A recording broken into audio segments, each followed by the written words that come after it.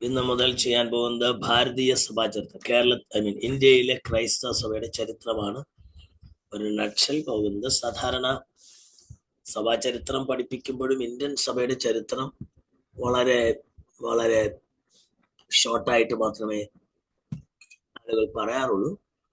നമ്മൾ ഇന്ത്യൻ സഭയുടെ ചരിത്രവും പെന്തക്കോസ്ത് സഭയുടെ ചരിത്രവും കൂടെ തൊട്ടാണ് ഇത് അവസാനിപ്പിക്കാൻ താല്പര്യപ്പെടുന്നത്. ഓക്കെ, ക്രിസ്തു വർഷത്തിന്റെ അല്ലെങ്കിൽ ക്രിസ്താബ്ദത്തിന്റെ ആരംഭം മുതൽ തന്നെ ക്രൈസ്തവ സഭ ഭാരതത്തിൽ ഉണ്ടായിരുന്നു എന്നാണ് പരക്കെ വിശ്വസിക്കപ്പെടുന്നത്. ഭാരത ക്രൈസ്തവ സഭ ആരംഭിക്കുന്നത് തന്നെ 1-ാം നൂറ്റാണ്ടിൽ 12 ഒരുവനായിരുന്ന തോമസ് ലിഹ, അതായത് അപ്പോസ്തലന്മാരിൽ ഒരുവനായിരുന്ന തോമസ് ലിഹ ഭാരതത്തിലെത്തി എന്നും അങ്ങനെ കേരളത്തിൽ ഇന്ത്യയിൽ സുവിശേഷ പര്യടനം നടത്തി ഇന്ത്യയിൽ ക്രൈസ്തവ സഭ ആരം കുറിച്ചു എന്നുമാണ് പാരമ്പര്യമായി വിശ്വസിച്ചു വരുന്നത്. എന്നാൽ 16-ാം നൂറ്റാണ്ട് വരെയുള്ള ചരിത്രത്തിന് 16-ാം നൂറ്റാണ്ട് വരെയുള്ള ഭാരത സഭാ ചരിത്രത്തിന് വേണ്ടത്ര രേഖകൾ ലഭ്യമല്ല. പാരമ്പര്യമായി ചില കാര്യങ്ങൾ വിശ്വാസത്തിന്റെ പ്രബലമായി നിൽക്കുന്നുണ്ടെങ്കിലും ചരിത്രപരമായി രേഖപ്പെടുത്തപ്പെട്ട ഏതെങ്കിലും ചരിത്ര വസ്തുതകൾ, രേഖകൾ നമുക്ക് അവൈലബിൾ അല്ല. അതുകൊണ്ട് നാം ചിന്തിക്കാൻ പോകുന്നത് 15-ാം നൂറ്റാണ്ട് വരെയുള്ള ഭാരതസഭയുടെ ചരിത്രം ചുരുക്കത്തിലും, പിന്നെ പ്രൊട്ടസ്റ്റന്റ് മിഷന്മാർ ഇന്ത്യയിൽ വന്നതും, അതിനെ തുടർന്ന് അതിനു മുമ്പ് തന്നെ കത്തോലിക്ക മിഷന്മാർ വന്നതും, പിന്നെ സുറിയാനി സഭയുടെ ചരിത്രവും മിഷന്മാരുടെ പ്രവർത്തനവും, പെന്തക്കോസ്ത് മിഷൻ, ഓൾ ടുഗദർ നമ്മൾ ഇതെല്ലാം കൂടെ ചേർത്തുള്ള ഒരു പഠനമാണ് ഈ പ്രത്യേക പേപ്പറിൽ ഉദ്ദേശിക്കുന്നത്. ഓക്കെ, ഭാരതസഭയുടെ ചരിത്രം 1-ാം നൂറ്റാണ്ടിൽ തോമസ് ലിഹ വന്നു എന്ന് വിശ്വസിക്കുമ്പോൾ അത് വിശ്വസിക്കുവാൻ നമ്മുടെ കയ്യിൽ ചരിത്രപരമായ രേഖകൾ കാണിക്കുവാനൊന്നും ഇല്ലെങ്കിലും അങ്ങനെ വിശ്വസിക്കാൻ കാരണം ഒരു ഓറൽ ട്രഡീഷൻ, അതായത് സെന്റ് തോമസ് കേരളത്തിൽ വന്നു എന്നും അദ്ദേഹം ഇവിടെ പ്രേക്ഷിത പ്രവർത്തനം നടത്തിയെന്നും ഒക്കെ പ്രതിപാദിക്കുന്ന പാട്ടുകൾ നമ്മുടെ ഈ ചവിട്ടുനാട് ക്രിസ്തീയ പാരമ്പര്യത്തിലുള്ള നമ്മുടെ ഒരു കൾച്ചറൽ പ്രോഗ്രാം ഉണ്ടല്ലോ. എന്താണ് ചവിട്ടുനാടകം? വേറെ ഒരു സാധനം ഉണ്ടല്ലോ, നിങ്ങൾക്കറിയാമോ? അത് കോൽക്കളിയോ, വില്ലടിച്ചാൻ പാട്ടോ, എന്തോ അതിന്റെ പേര്? മാർഗംകളി. അപ്പൊ ഇങ്ങനെയുള്ള മാർഗംകളി പാട്ടുകളുണ്ട്. മാർഗംകളി പാട്ടുകൾക്കകത്ത് എന്നെ സൺഡേ സ്കൂളിൽ അടിച്ച ഒരു പ്രായമുള്ള ഒരു അപ്പച്ചനായിരുന്നു. അപ്പം അപ്പച്ചൻ ഒരിക്കൽ ഏതാണ്ട് പറഞ്ഞ കൂടത് ഇങ്ങനെ ഒരു പാട്ട് പാടി. അപ്പൊ അന്നേരം സെന്റ് തോമസ് വന്നു എന്നും അതിങ്ങനെ അതിനൊരു ഋതമുണ്ട്, അതിനൊരു സ്റ്റൈലുണ്ട്. നമ്മുടെ ഈ ബന്ധുപുസ്തകന്റെ പാട്ട് പോലെ ഒന്നുമല്ല. അതിന്റെ ആ ശൈലിയിൽ ആ പാട്ട് അപ്പച്ചൻ 3-4 ലൈൻ പാടിയത് ഇപ്പോഴും ലൈനൊക്കെ ഞാൻ മറന്നു പോയെങ്കിലും അപ്പൊ അന്ന് അത് കേട്ടത് എനിക്ക് ഓർമ്മയുണ്ട്. അപ്പൊ അത് വിളിച്ചു പറയുന്നത് അങ്ങനെ ഒരു പാരമ്പര്യമായ ഒരു വസ്തുത ഉണ്ടെങ്കിൽ, പ്രത്യേകിച്ച് ഇന്നത്തെ ആധുനിക തലമുറയിൽ നമ്മൾ വേദപുസ്തകം പഠിക്കുമ്പോൾ വേദപുസ്തക പഠനത്തിൽ ഉപയോഗിക്കുന്ന ക്രിട്ടിക്കൽ ടൂൾസ് ഉണ്ട്. ഞാൻ നിങ്ങളെ സിനോപ്റ്റിക് ഗോസ്പൽ പഠിപ്പിച്ചായിരുന്നോ?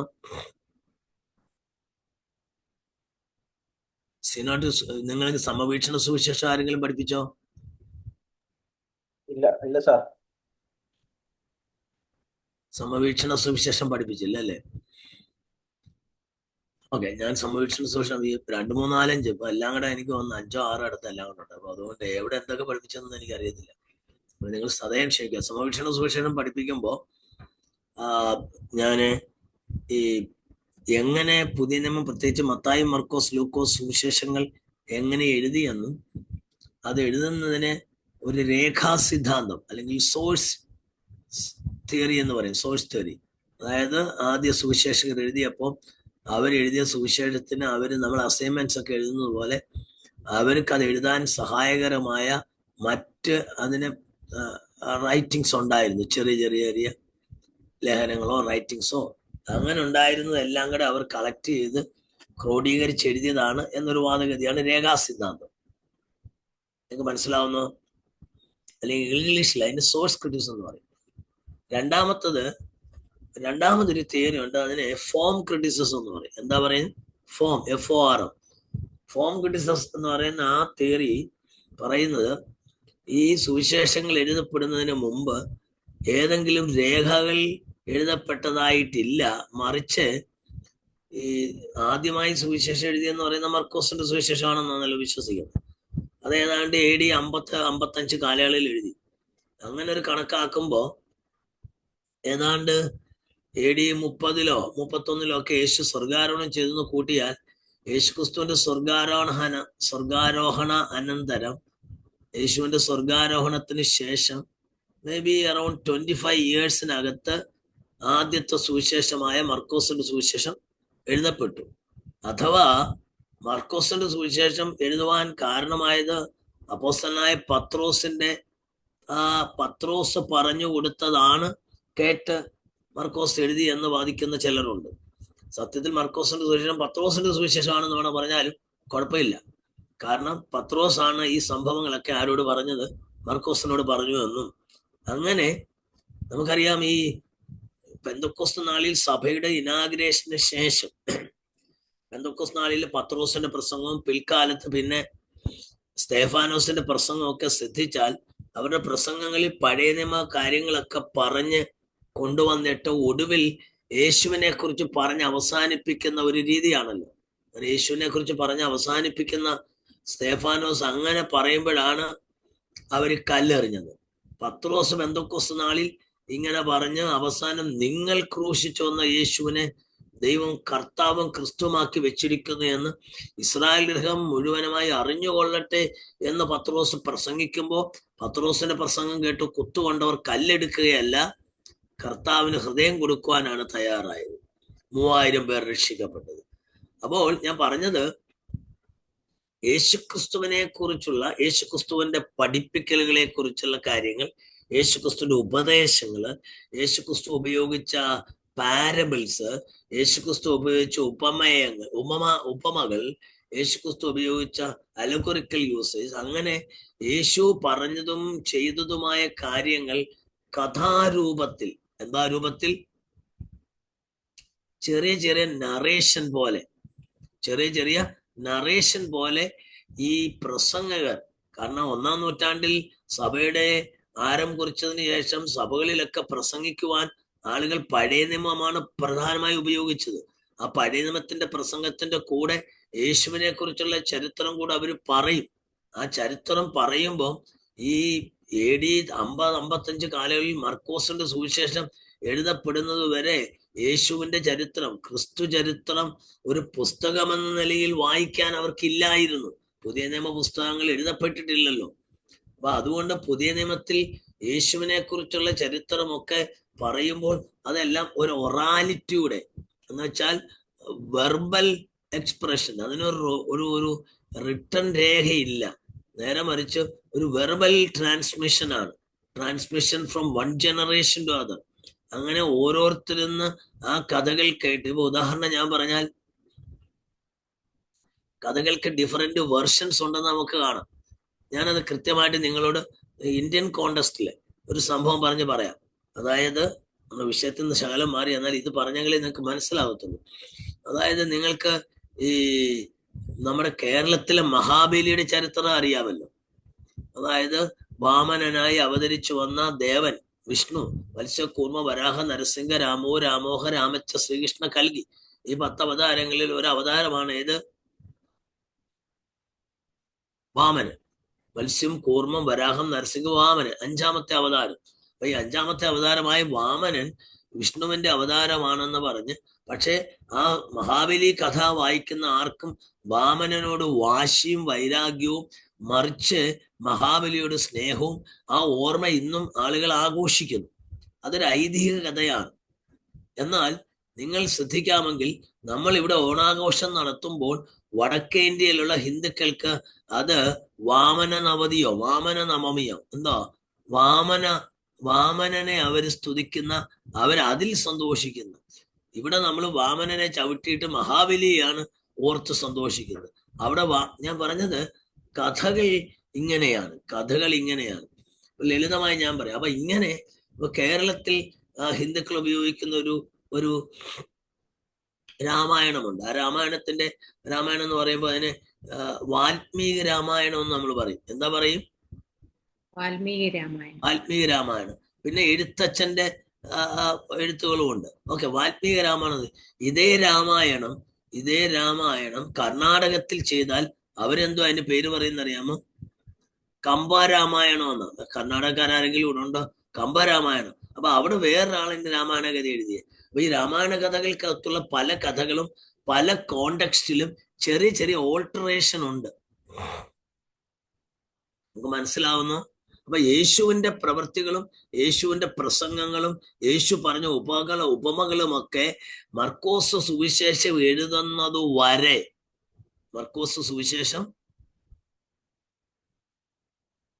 നിങ്ങൾ അൺമ്യൂട്ട് ചെയ്തിട്ട് ഒന്ന് ഇടയ്ക്കൊക്കെ മർക്കോസ് സുവിശേഷം എഴുതുന്നത് വരെ ഇതെങ്ങനെയാണ് ഒരാളിൽ നിന്ന് മറ്റൊരാളിലേക്ക് പകരപ്പെട്ടത്? വാമൊഴിയായിട്ടാണ്. എന്താണ്? അപ്പോ ഒന്നാമത്തെ വരമൊഴിയാണ് പാരമ്പര്യം, അതായത് എഴുത്ത് രേഖകൾ ഉണ്ടായിരുന്നു. രണ്ടാമത്തെ പാരമ്പര്യം എന്താണ്? ഓറൽ ട്രഡിഷൻ, അല്ലെങ്കിൽ ഫോം എന്ന് പറയുന്നത് വരമൊഴിയല്ല, വാമൊഴിയാണ്. മനസ്സിലായോ? അപ്പൊ ഈ വാമൊഴി വരുമ്പോ പല സമൂഹങ്ങളിലും ഈ കഥകൾ വ്യത്യസ്ത നിലകളിലാണ് എത്തുന്നത്. ഉദാഹരണം ഞാൻ പറഞ്ഞാൽ നിങ്ങൾക്ക് മനസ്സിലാക്കാൻ വേഗം പറയാം. യേശു ഗദരദേശത്തെ ബോധരസ്ഥനെ സൗഖ്യമാക്കി. ആ ഗദരദേശത്തെ ബോധരസ്ഥനെ സൗഖ്യമാക്കി എന്നുള്ള ആ സംഭവം ഒരു കഥാരൂപത്തിൽ ഇങ്ങനെ പറയുകയാണ്. അപ്പൊ മർക്കോസ് ആ സംഭവം കേട്ടു. അത് പത്രോസിന്റെ കയ്യിൽ നിന്ന് കേട്ടതോ ആരുടെയെങ്കിലും കയ്യിൽ നിന്ന് കിട്ടിയ ഒരു ഓറൽ വരമൊഴിയായിട്ടല്ല, വാമൊഴിയായിട്ട് കിട്ടിയ ആ കഥ പുള്ളി എഴുതി വെച്ചു. യേശു ഗദരദേശത്തേക്ക് വന്നു. അവിടെ 6000 ഭൂതം ബാധിച്ചിരുന്ന ഒരുവനുണ്ടായിരുന്നു, അവനെ സൗഖ്യമാക്കി. പക്ഷെ ഇതേ കഥ മറ്റൊരു സമൂഹത്തിൽ, അതായത് ഇത് പാലസ്തീനിലോ മത്തായി മർക്കോസ് സുവിശേഷം എഴുതി എന്ന് പറയുന്ന ഈ ഗ്രീക്കരായ ജാതികളിൽ നിന്ന്. ഒരു സെക്കൻഡ്, എനിക്കൊരു ഫോൺ വരുന്നു. ഞാൻ ഫോൺ നറ്റത് കേട്ടെ. ഒരു വെൽഡിങ്ങിന്റെ അതിനുവേണ്ടി ഞാൻ ബ്രേക്ക് എടുത്ത്, സോറി. ഞാൻ പറഞ്ഞു വന്ന കാര്യം തിരിച്ചു വരാം. അപ്പൊ വാമൊഴി വഴി വരുന്ന കഥകൾ, പല കഥകൾ. ഇപ്പൊ ഞാൻ നിങ്ങളോടൊരു കഥ പറഞ്ഞാൽ അതേ കഥ വേറൊരാള് അടുത്തൊരാളിനോട് പറയുമ്പോൾ ചിലപ്പോൾ ഒരു ചെറിയ വ്യത്യാസമൊക്കെ വരും. ഞാൻ ഉദാഹരണം തന്നെ, അത് ഇപ്പൊ നിങ്ങൾ ചോദിക്കും വേദവസ്തു എഴുതിയ തെറ്റിയതൊന്നുമല്ല. ഈ വാമൊഴി എന്ന് പറയുന്ന ഈ സാധനം ഭയങ്കര വ്യാപകമായിരുന്നതാണ്. കാരണം പ്രത്യേകിച്ച് വിദ്യാഭ്യാസം അല്ലെ എഴുത്തക്ഷരം അറിയാവുന്നവർ കുറച്ചുപേരെ കാണത്തുള്ളൂ. അപ്പൊ ഈ വാമൊഴിക്ക് ഭയങ്കര പ്രസക്തിയുണ്ട്. ഇപ്പൊ ഉദാഹരണം ഞാൻ പറഞ്ഞാൽ മർക്കോസ് സുവിശേഷം 5-ാം അധ്യായത്തിൽ യേശു ഗദരദേശത്തെ ബോധരസ്ഥനെ സൗഖ്യമാക്കിയ കാര്യം പറയുന്നുണ്ട്. അതേ സംഭവം മത്തായി സുവിശേഷം 8-ാം അധ്യായത്തിലേക്ക് വരുമ്പോൾ അവിടെ 2 ഭൂതഗ്രസ്തരാണ് എന്ന് പറഞ്ഞാൽ, അപ്പൊ നമുക്ക് ഇത് കോൺട്രഡിക്ഷൻ അല്ല. നമ്മൾ അറിയേണ്ട ഒരു കാര്യം, ഞാൻ പറയുന്നത് നിങ്ങൾ ശ്രദ്ധിക്കണം. നമ്മൾ ദൈവവചനമാണ്, വേദപുസ്തകം ദൈവവചനമാണ്, ദൈവവചനമാണ്. പക്ഷെ ഇതിനകത്ത് ഓരോ വാക്കും ദൈവം നേരിട്ട് പറഞ്ഞ വചനമാണെന്ന് പറഞ്ഞ് ആളുകൾ, ഈ മുസ്ലിങ്ങൾ പറയുന്ന പോലെ ഗുസ്തി ഉണ്ടാക്കരുത്, ഗുസ്തി ഉണ്ടാക്കിയാൽ പ്രശ്നമാണ്. ഞാൻ പൊതുവെ ബാത്തിയനാണ്. ബാത്തിയൻ എന്ന് പറഞ്ഞാൽ ബൈബിൾ കാൾബാത്ത് എന്ന് പറയുന്ന ആളിന്റെ ആർഗ്യുമെന്റ് എനിക്ക് ഇഷ്ടം. Bible contains the word of God. അതിനകത്തുള്ള കഥകളെല്ലാം കഥകളായിട്ടും സംഭവങ്ങളായിട്ടും കാണണം. ഉദാഹരണം, ലോത്തിന്റെ സംഭവം പറഞ്ഞേക്കുന്നു. പിശാജ് യേശുവിനോട് സംസാരിക്കുന്നു, പിശാജ് ഹവ്വയോട് സംസാരിക്കുന്നു. പിശാജ് സംസാരിച്ച വചനവും വേദപുസ്തകം, അത് ദൈവവചനമാണോ? അത് പിശാജിന്റെ വചനമല്ലേ? ഞാൻ പറഞ്ഞ മനസ്സിലായോ? അത് പിശാജിന്റെ വചനമാണ്, അത് ദൈവവചനം. പിശാജ് യേശുവിനോട് സംസാരിക്കുന്നു. പിശാജ് യേശുവിനോട് സംസാരിക്കുന്ന ദൈവവചനമാണ്, ദൈവത്തിന്റെ വചനമല്ല, അത് പിശാജിന്റെ വചനം. അപ്പൊ നമ്മൾ മനസ്സിലാക്കേണ്ട ഒരു കാര്യം, ഇതിനകത്ത് കുറെ പാരമ്പര്യങ്ങളുണ്ട്. ഇതിനകത്ത് ദൈവം സംസാരിച്ച വചനങ്ങൾ ദൈവത്തിനെ എഴുതി വെച്ചിട്ടുണ്ട്. കുറെ കഥകൾ അല്ലെങ്കിൽ സംഭവങ്ങൾ അതിൽ രേഖപ്പെടുത്തിയിട്ടുണ്ട് ഇതിനകത്ത്. അതുകൊണ്ട് ഹ്യൂമൻ ഇന്റർപൊളേഷൻ. ഇപ്പൊ ഉദാഹരണം ഞാൻ നിങ്ങളോട് പറയാം. അപ്പോസ്തലപ്രവൃത്തി 1-ാം അധ്യായത്തിന്റെ 8-ാം വാക്യത്തിൽ, എന്നാൽ പരിശുദ്ധാത്മാവ് നിങ്ങളുടെ മേൽ വരും, നിങ്ങൾ ശക്തി ലഭിച്ചിട്ട് യെരൂശലേമിൽ എല്ലായിടവും ശബരിയലും, യെരൂശലേമിൽ യഹൂദയിൽ എല്ലായിടവും ശബരിയലും ഭൂമിയുടെ, നിങ്ങളൊന്ന് അൺമ്യൂട്ട് ചെയ്തിട്ട് പ്രതികരിക്കുക, ഭൂമിയുടെ അറ്റത്തോളം എന്റെ സാക്ഷികളാകും.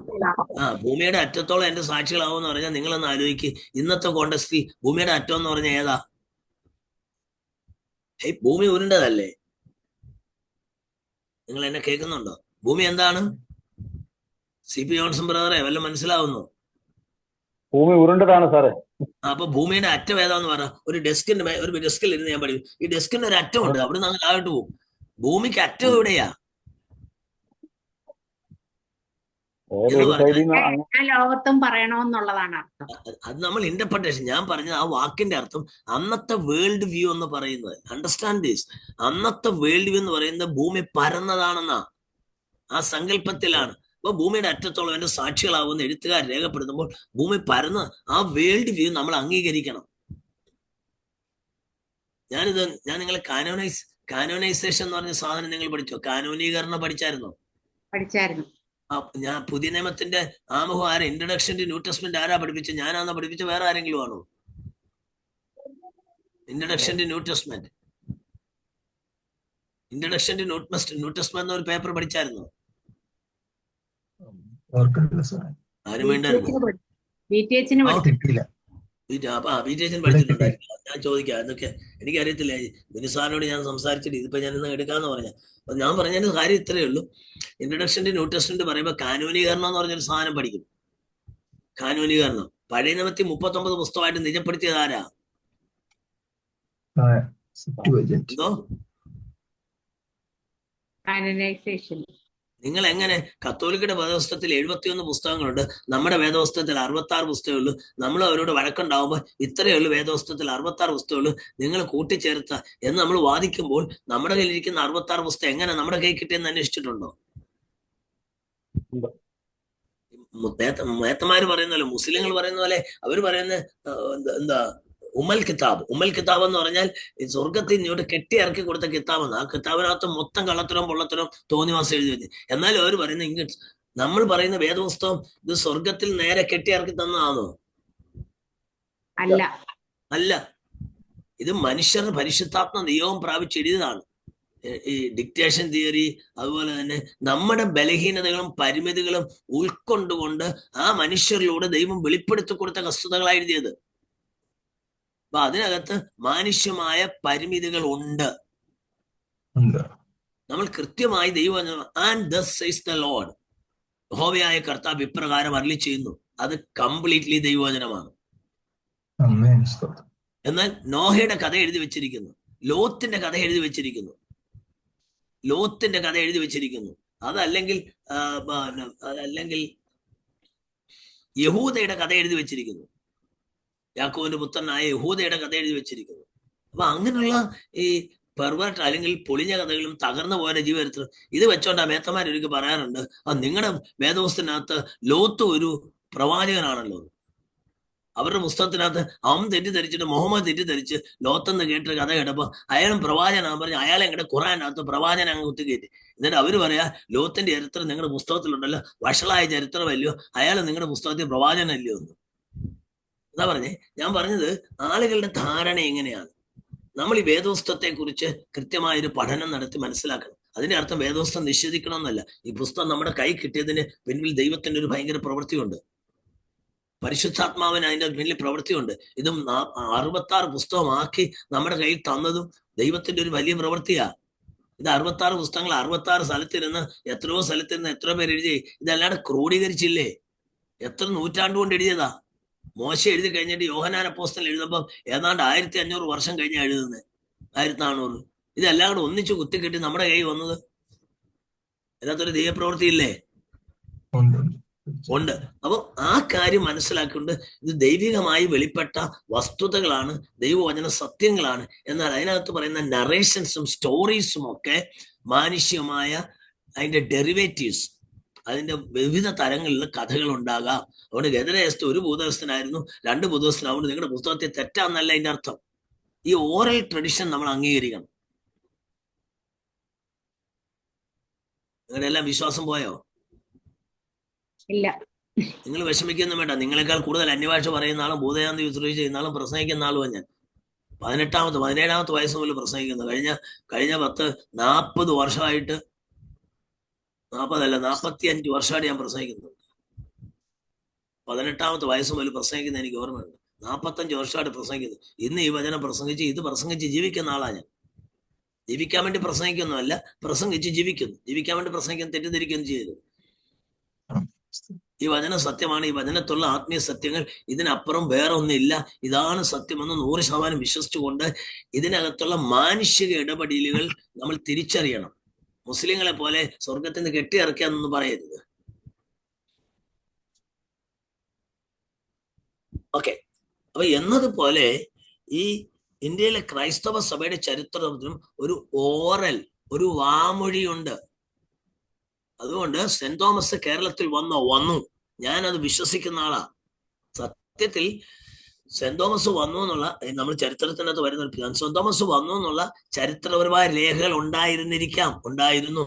അന്ന് ഇവിടെ ഉണ്ടായിരുന്ന എക്സിസ്റ്റ് ചെയ്ത ചർച്ചസിനെ നെസ്റ്റോറിയൻ ചർച്ചസ് എന്നാ പറയുന്ന ആ സഭകളെല്ലാം, ഓരോ സഭകളും ഓരോ ഇൻഡിപെൻഡന്റ് സഭകളായിരുന്നു. ആ സഭകളിലെല്ലാം ശുശ്രൂഷകൾ ഉണ്ടായിരുന്നു. മെനസിസ് എന്ന് പറയുന്ന ഒരു ഈ പോർച്ചുഗീസുകാരനായ ഒരു സൈന്യാധിപൻ വന്ന് ഈ സഭകളെല്ലാം ആക്രമിച്ച് കീഴ്പ്പെടുത്തി ഈ സഭകളുടെ ചരിത്രം എഴുതി വെച്ചിരുന്ന താലിയോള ഗ്രന്ഥങ്ങളെല്ലാം കൂടെ വാരിയിട്ട് കുറെ തീയിട്ട് ചുട്ട് കളഞ്ഞു. വേറെ കുറെ എല്ലാം കൂടെ തൂത്തുവാരി അവർ റോമിൽ കൊണ്ടുപോയി റോമിലെ സെന്റ് പീറ്റേഴ്സ് കത്തീഡ്രലിന്റെ അടിയിലെ ആർക്കാവിസിൽ സൂക്ഷിച്ചിട്ടുണ്ട്. മാർ പവത്തിലൊക്കെ പറഞ്ഞ ആ ബിഷപ്പിനോട് ഒരിക്കൽ ഞങ്ങളുടെ ചരിത്രം ഒന്നറിയാൻ ആ മ്യൂസിയം ഒന്ന് തുറന്ന് ആ ആർക്കൈവ്സിലുള്ള ആ രേഖകളൊക്കെ അവർ തുറത്തില്ല. കാരണം കേരള ക്രൈസ്തവ സഭയ്ക്ക് ഒരു അപ്പോസ്റ്റലിക് ട്രഡിഷൻ ഉണ്ടെന്ന് അംഗീകരിക്കാൻ വെള്ളത്തൊഴിയുള്ള വെള്ളക്കാർക്ക് കഴിയത്തില്ല. That's it. അവർക്ക് പൗരസിന്റെയും പത്രോസിന്റെ ഒക്കെ പാരമ്പര്യം അവകാശപ്പെടുന്ന അവർക്ക്, നമ്മൾക്കും കേരള ക്രൈസ്തവ സഭയ്ക്ക് ഒരു അപ്പോസ്റ്റലിക് പാരമ്പര്യം ഉണ്ടെന്ന് അംഗീകരിക്കുക വെളുത്ത തൊഴിലെ സായിപ്പിന് ഇഷ്ടമല്ല. അത്രയുള്ള അതിന്റെ കാര്യം. ഞാൻ പറയുന്നത് നിങ്ങൾ മനസ്സിലാവും. അതുകൊണ്ട് കത്തോലിക്കരായ ആളുകൾ ചരിത്രം എഴുതുമ്പോൾ മുണ്ടാടനെ പോലുള്ള എഴുത്തുകാരല്ല കത്തോലിക്കന്റെ എല്ലാം ശരിയാന്ന് പറഞ്ഞ് അങ്ങ് എഴുതി വെക്കും. അല്ല, കേരളത്തിൽ ഒരു ക്രൈസ്തവ സഭയുടെ പാരമ്പര്യം ചരിത്രമുണ്ട്. നമ്മൾ അതാണ് വായിക്കാൻ പോകുന്നത്, പഠിക്കാൻ പോകുന്നത്. 1-ാം നൂറ്റാണ്ടിൽ തന്നെ സുവിശേഷം എവിടെ എത്തി? കേരളത്തിലെത്തി. തോമസ് ലീഹ പ്രേക്ഷിത പ്രവർത്തനം നടത്തിയതിനെ കുറിച്ച് പാട്ടുകളുണ്ട്, നമ്മുടെ പാട്ടുകളുണ്ട്. ഓക്കെ. ഭാരതത്തിലെ ക്രൈസ്തവ സഭ യേശുക്രിസ്തുവിന്റെ 12 അപ്പോസ്തലന്മാരിൽ ഒരുവനായി തോമസ് ലീഹ സ്ഥാപിക്കപ്പെട്ടു എന്നുള്ളതാണ് സുറിയാനി സഭക്കാരുടെ പ്രബലമായ വിശ്വാസം. ഏത് സഭക്കാരുടെ? സുറിയാനി. എന്തുകൊണ്ടാണ് കേരളത്തിലെ ക്രൈസ്തവരെ സുറിയാനികൾ എന്ന് വിളിക്കുന്നത്? അവൻ സുറിയാനി ക്രിസ്ത്യാനിയാണ്, അവൻ ദളിത് ക്രിസ്ത്യാനിയാണ്, അവൻ ചണ്ടാള ക്രിസ്ത്യാനിയാണ്, അവൻ ബക്രിയാണ്, അവൻ ബുക്രിയാണ്, അവൻ കുക്കറിയാണ്, അവൻ മക്രിയാണ്, അവൻ കർണാടക ക്രിസ്ത്യനാണ്, അവൻ ബൊലിയ ക്രിസ്ത്യനാണ്, സുറിയാനി. എന്താ ഈ പറയുന്നത്? എന്ത് സുറിയാനി ക്രിസ്ത്യാനി എന്ന് പറഞ്ഞാൽ? സുറിയാനി ഭാഷ സംസാരിക്കുന്ന. ബുധിയാനി ഭാഷ സംസാരിക്കുന്ന എത്ര പേരുണ്ട് കേരളത്തിൽ സുറിയാനി ക്രിസ്ത്യാനി എന്ന് പറയാൻ? സുറിയാനി ഭാഷയുടെ ഇംഗ്ലീഷ് പേര് സിറിയക്ക് എന്ന. സിറിയക്ക് ഭാഷ പഠിപ്പിക്കുന്ന കേരളത്തിൽ ഒരു ഒറ്റ കോളേജേ ഉള്ളൂ, പത്തനംതിട്ട കാതോലിക്കേറ്റ് കോളേജിലാണ്. അവിടെ വല്ലതും പഠിച്ചവരാന്ന് നിങ്ങൾ? മാർവാനിയസിലുണ്ട്. മാർവാൻസിലുണ്ടോ ഇപ്പൊ? Oh wonderful. അല്ല, ഞാൻ പഠിച്ചാറ്. ഓ ശരി. അപ്പൊ മാർവാൻസിലും ഉണ്ട്. എന്റെ അറിവ് കത്തോലിക്കയിലുള്ള കത്തോലിക്കസിലുണ്ടായിരുന്നു. സിറിയക്ക് എന്ന് പറയുന്നത് ഞാൻ നിങ്ങളോട് പറഞ്ഞിട്ടുണ്ടായിരിക്കും. അതായത് ഈ 4 ഭാഷകളിൽ സെമിറ്റിക് ലാംഗ്വേജ് ഉണ്ട്. ഒന്ന് ഹീബ്രു ഭാഷ, രണ്ട് അറബിക് ഭാഷ, 3 അരാമ്യ ഭാഷ, 4 സിറിയക്ക് ഭാഷ. ഇത് സിറിയ ഭാഷ സിറിയക്കും വലത്തും ഇടത്തോട്ടല്ലേ എഴുതുന്നേ? അതെ, അറബി പോലെ. അറബി പോലെ വലത്തും ഇടത്തോട്ട് എഴുതുന്നത്. ഇതെല്ലാം സെമിറ്റിക് ലാംഗ്വേജ് ആണ്. എന്തുകൊണ്ടാണ് അതിന് സെമിറ്റിക് ലാംഗ്വേജ് എന്ന് പറയുന്നത്?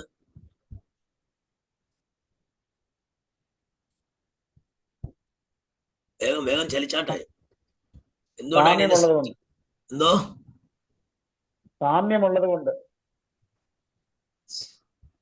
അറിയത്തില്ലേ പറയരുത്. ഞാൻ പണ്ടേ പറഞ്ഞിട്ടുണ്ട്, ഊഹിച്ച് എന്തെങ്കിലും ഒന്നിരിക്കട്ടെ പൊട്ടക്കണ്ട മാവിലൊരു പറയരുത്. കൃത്യമായിട്ട് അറിയാമെങ്കിലേ പറയാവൂ. ഞാനിവിടെ നിമ്മിമാടം പറയുന്നെങ്കിൽ പറയട്ടെ എന്നാ വിചാരിച്ചു. കാരണം സിറിയക്ക് പഠിച്ച ഒരാളായപ്പോൾ അവിടെ അന്ന് ക്ലാസ്സിൽ പഠിപ്പിക്കുന്നത് ഇത് സുറിയാനി ഭാഷ എന്ന് പറയുന്നത് സെമിറ്റിക് ലാംഗ്വേജ് ആണ് എന്ന് അവർ പറഞ്ഞിട്ടുണ്ടാവും. ഞാൻ ഹീബ്രു പഠിക്കുമ്പോഴും ഞാൻ ഹീബ്രു പഠിപ്പിക്കുമ്പോഴും ഞാൻ പറയാറുണ്ട് ഇത് സെമിറ്റിക് ലാംഗ്വേജ് ആണെന്ന്. എന്തുകൊണ്ടാണ് സെമിറ്റിക് ലാംഗ്വേജ് എന്ന് പറയുന്നത്? അതായത് നോഹയുടെ മകനായ ഷേമിന്റെ വംശാവലിയിൽ പിന്തുടർന്നു വന്ന ഭാഷയായതുകൊണ്ടാണ്. ഷേമിന്റെ പിന്തുടർച്ചക്കാരായ ആൾക്കാരാണ് ഈ ഭാഷ സംസാരിക്കുന്നതുകൊണ്ട് ഈ ഭാഷയ്ക്ക് എന്തോ ഭാഷ എന്ന് പറയുന്നു? സെമിറ്റിക്. സി പി ജോൺസൺ മാസ്റ്ററിന് മനസ്സിലായോ? അവ ഇനി ഒരേപോലെ ഇരിക്കുന്നവരെന്ന് പറഞ്ഞു കളയരുത്. ഓക്കെ. ഏതൊക്കെ ഭാഷകളാണ് സെമിറ്റിക് ലാംഗ്വേജുകൾ? പറ. ബിനു ജെയിംസ് ബ്രദർ ഒന്ന് അൺമ്യൂട്ട് ചെയ്യേ. നിങ്ങൾ 2-3 അൺമ്യൂട്ട് ചെയ്യേ. നിങ്ങൾ പറഞ്ഞ് ഞാനിവിടെ കേൾക്കട്ടെ. ഹീബ്രൂസ്, ഹീബ്രു, ഗ്രീക്ക്, അറബി, ഗ്രീക്കില്ല. സോറി ഗ്രീക്ക് സെമിറ്റിക് ലാംഗ്വേജ് അല്ല. ഹീബ്രു, അറബിക് ഭാഷ, അരാമ്യ, സിറിയക്ക്, അറബിക്ക്.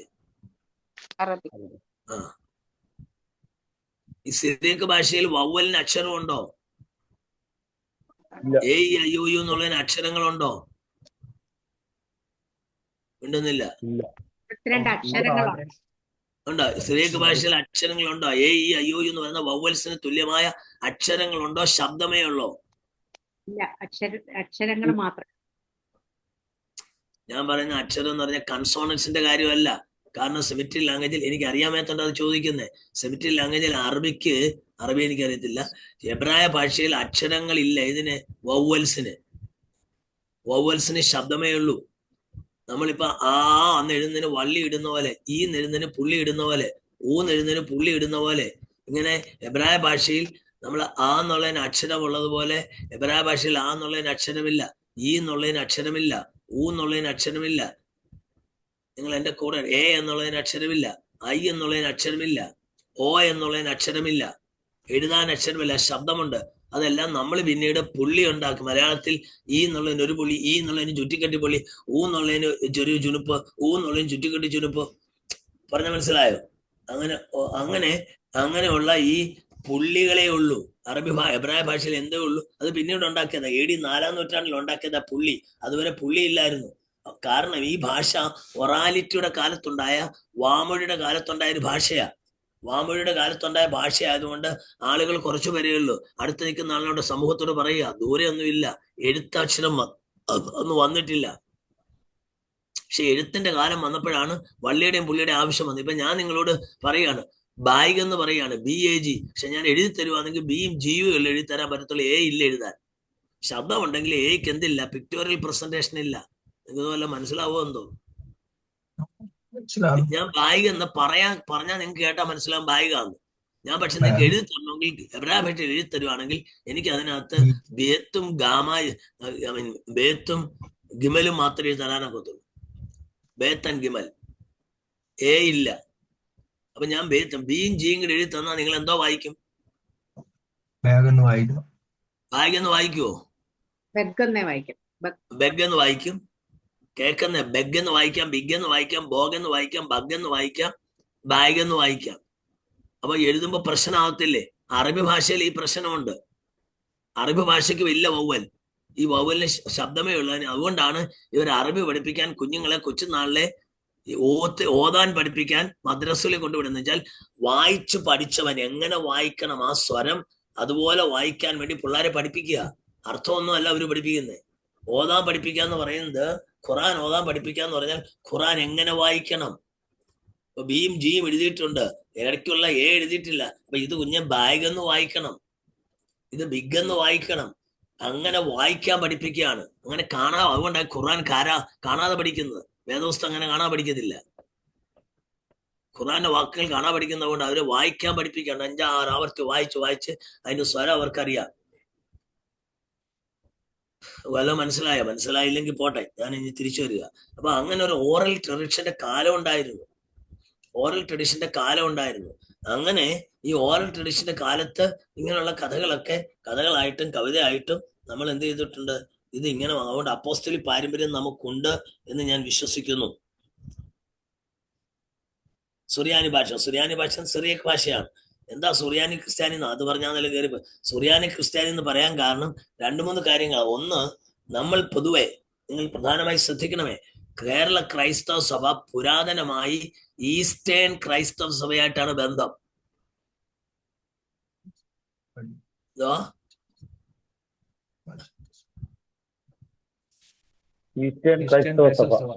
ഈസ്റ്റേൺ ക്രൈസ്തവ സഭ പ്രധാനമായും നമ്മൾ പറയുന്ന ഓർത്തഡോക്സ് തരത്തിലുള്ള ചിന്തകളാണ്. ഓർത്തഡോക്സ് അല്ലെങ്കിൽ പാർത്തിലാക്കിസ്. അതായത് കത്തോലിക്ക സഭ അല്ലെങ്കിൽ ക്രിസ്തീയ സഭ കിഴക്കും പടിഞ്ഞാറും ഉണ്ടായിരുന്നു.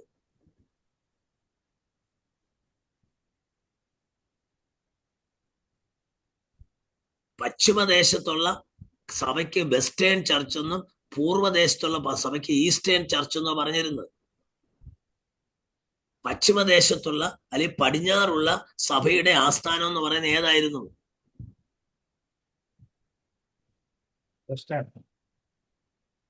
പറ. പടിഞ്ഞാറുള്ള സഭ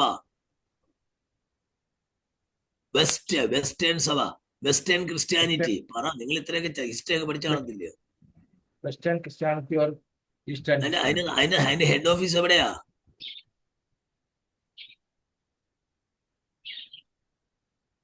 തോറ്റ റോം റോം റോം. ഈസ്റ്റേൺ ക്രിസ്ത്യാനിറ്റിയുടെ ഹെഡ് ഓഫീസ് എവിടെയാ? ഈസ്റ്റേൺ ക്രിസ്ത്യാനിറ്റിയുടെ തലവന്റെ പേര് പാത്രിയാർക്കീസ് എന്നാ. അത് ഒരു പാത്രിയാർക്കീസ് അല്ല, സിറിയയിൽ ഒരു പാത്രിയാർക്കീസ് ഉണ്ടായിരുന്നു, അന്ത്യോക്യയിൽ ഒരു പാത്രിയാർക്കീസ് ഉണ്ടായിരുന്നു, അതുപോലെ തന്നെ തുർക്കിയിൽ ഒരു പാത്രിയാർക്കീസ് ഉണ്ടായിരുന്നു. അയാളായിരുന്നു ശക്തൻ, തുർക്കിയിലെ പാത്രിയാർക്കീസ്. അയാളെ വിളിക്കുന്ന പേരാണ് ഈ കോൺസ്റ്റാന്റിനോപ്പിളിലെ പാത്രിയാർക്കീസ്. കോൺസ്റ്റാന്റിനോപ്പിൾ ഏതാ? കോൺസ്റ്റാന്റിനോപ്പിൾ ഇന്നത്തെ ഏതാണ്? കോൺസ്റ്റാന്റിനോപ്പിൾ ഏതാണ്? കോൺസ്റ്റാന്റിനോപ്പിൾ ഇന്ന്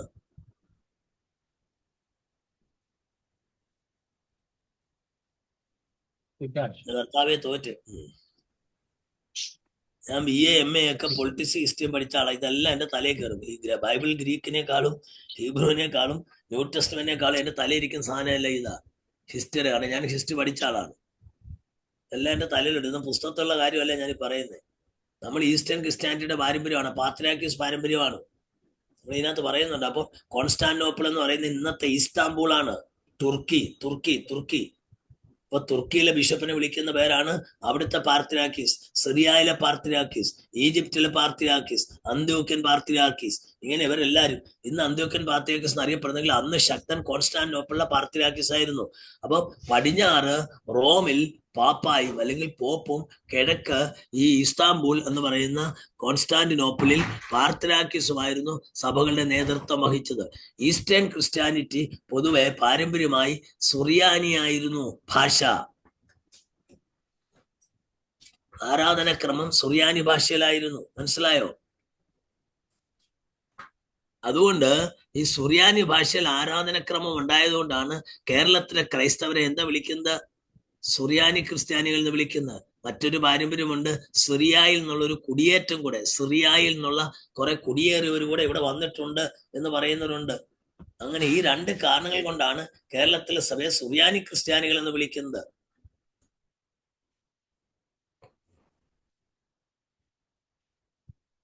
അപ്പൊ നിങ്ങൾ ചോദിക്കും, കത്തോലിക്ക സഭയിൽ സുറിയാനികൾ ഉണ്ടോ? അതാരാണ്?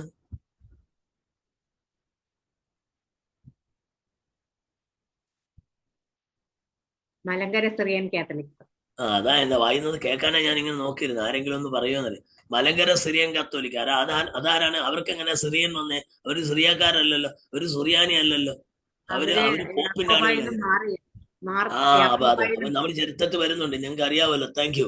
അതായത് ഓർത്തഡോക്സ് യാക്ക വിഭാഗങ്ങളിൽ നിന്ന് നമ്മൾ ഈ മാർവാൻസ് പഠിച്ചാണ്ട് ചിലപ്പോൾ ഒരു ഇൻഡിക്കേഷൻ കിട്ടുകയാണ്. മാർവാൻസ് നേരത്തെ 1937 ഒരു കൂട്ടം ആളുകൾ ഇവിടെ ഓർത്തഡോക്സും പാർത്തിയാസുടെ കേസ് പറഞ്ഞ നരിമാനും ഇന്ത്യയിലെ സുപ്രീം കോടതി ജഡ്ജിമാർക്കെല്ലാം കോടിക്കണക്കിന് രൂപ കൊടുത്ത് കേസ് പറഞ്ഞപ്പോ അവര് പറഞ്ഞു, ഞാൻ ഈ കേസിന് മെടക്കുന്നതെല്ലാം പറഞ്ഞ് ഈ മാർവാൻസ് നേതൃത്വത്തിൽ ഒരു ഡയോസിസ് മൊത്തം ആരുടെ കൂടെ അങ്ങ് പോയി? കത്തോലിക്കയിലേക്ക് തിരിച്ചുപോയി. അവർ ഒറ്റ കണ്ടീഷനെ വെച്ചുള്ളൂ, ഞങ്ങൾ കത്തോലിക്കൽ വരികയാണ്, പക്ഷെ ഞങ്ങളുടെ ആരാധനക്രമം സുറിയാനി ഭാഷയിൽ തുടരാൻ അനുവദിക്കണം. ഇപ്പൊ അത് പ്രശ്നമായിട്ടുണ്ട്. അങ്ങനെയാണ് അവരെ മലങ്കര സുറിയാനി കത്തോലിക്കർ എന്നറിയപ്പെടുന്നത്. മനസ്സിലായോ? ഇനി നമ്മൾ തിരിച്ചു വരാം. അപ്പൊ ഇങ്ങനെ സുറിയാനി ക്രിസ്ത്യാനി, അപ്പൊ കേരളത്തിലെ സുറിയാനി ക്രിസ്ത്യാനികളുടെ ഇടയിൽ പ്രബലമായ ഒരു വിശ്വാസം ഉണ്ടായിരുന്നു. സെന്റ് തോമസ് ആണ് കേരളത്തിൽ സുവിശേഷ പ്രവർത്തനം ആരംഭിച്ചത് ഇന്ത്യയിൽ.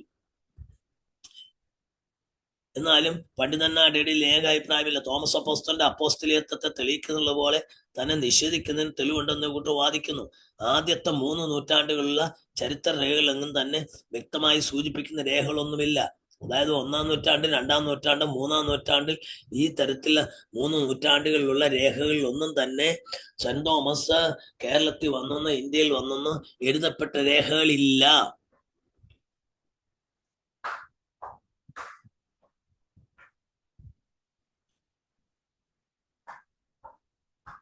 എന്നാൽ സെന്റ് തോമസിന്റെ അപ്പോസ്തലിക പാരമ്പര്യത്തെ നമ്മൾ ഊന്നി പറയുമ്പോൾ അത് പ്രധാനമായും നാം ആശ്രയിക്കുന്ന എന്തിനെയാണ്?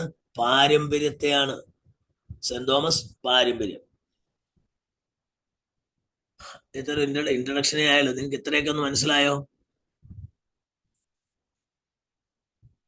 അപ്പൊ നമ്മുടെ സെന്റ് തോമസിന്റെ പാരമ്പര്യം, സെന്റ് തോമസ് കേരളത്തിൽ, ഇന്ത്യയിൽ വന്നു എന്ന് പറയുന്ന കാര്യം നമുക്ക് എങ്ങനെ അറിയാം? എങ്ങനെയാ തിരിച്ചറിയുന്നത്? പാരമ്പര്യത്തിൽ സിറിയൻ ക്രിസ്ത്യ പാരമ്പര്യ വിശ്വാസം, സിറിയൻ ക്രിസ്ത്യൻ ട്രഡിഷൻ. മലബാറിലെ സുറിയാനി, മലബാർ എന്ന് പറയുമ്പോൾ നമ്മൾ ഇന്ന് ഉദ്ദേശിക്കുന്ന മലബാർ അല്ല.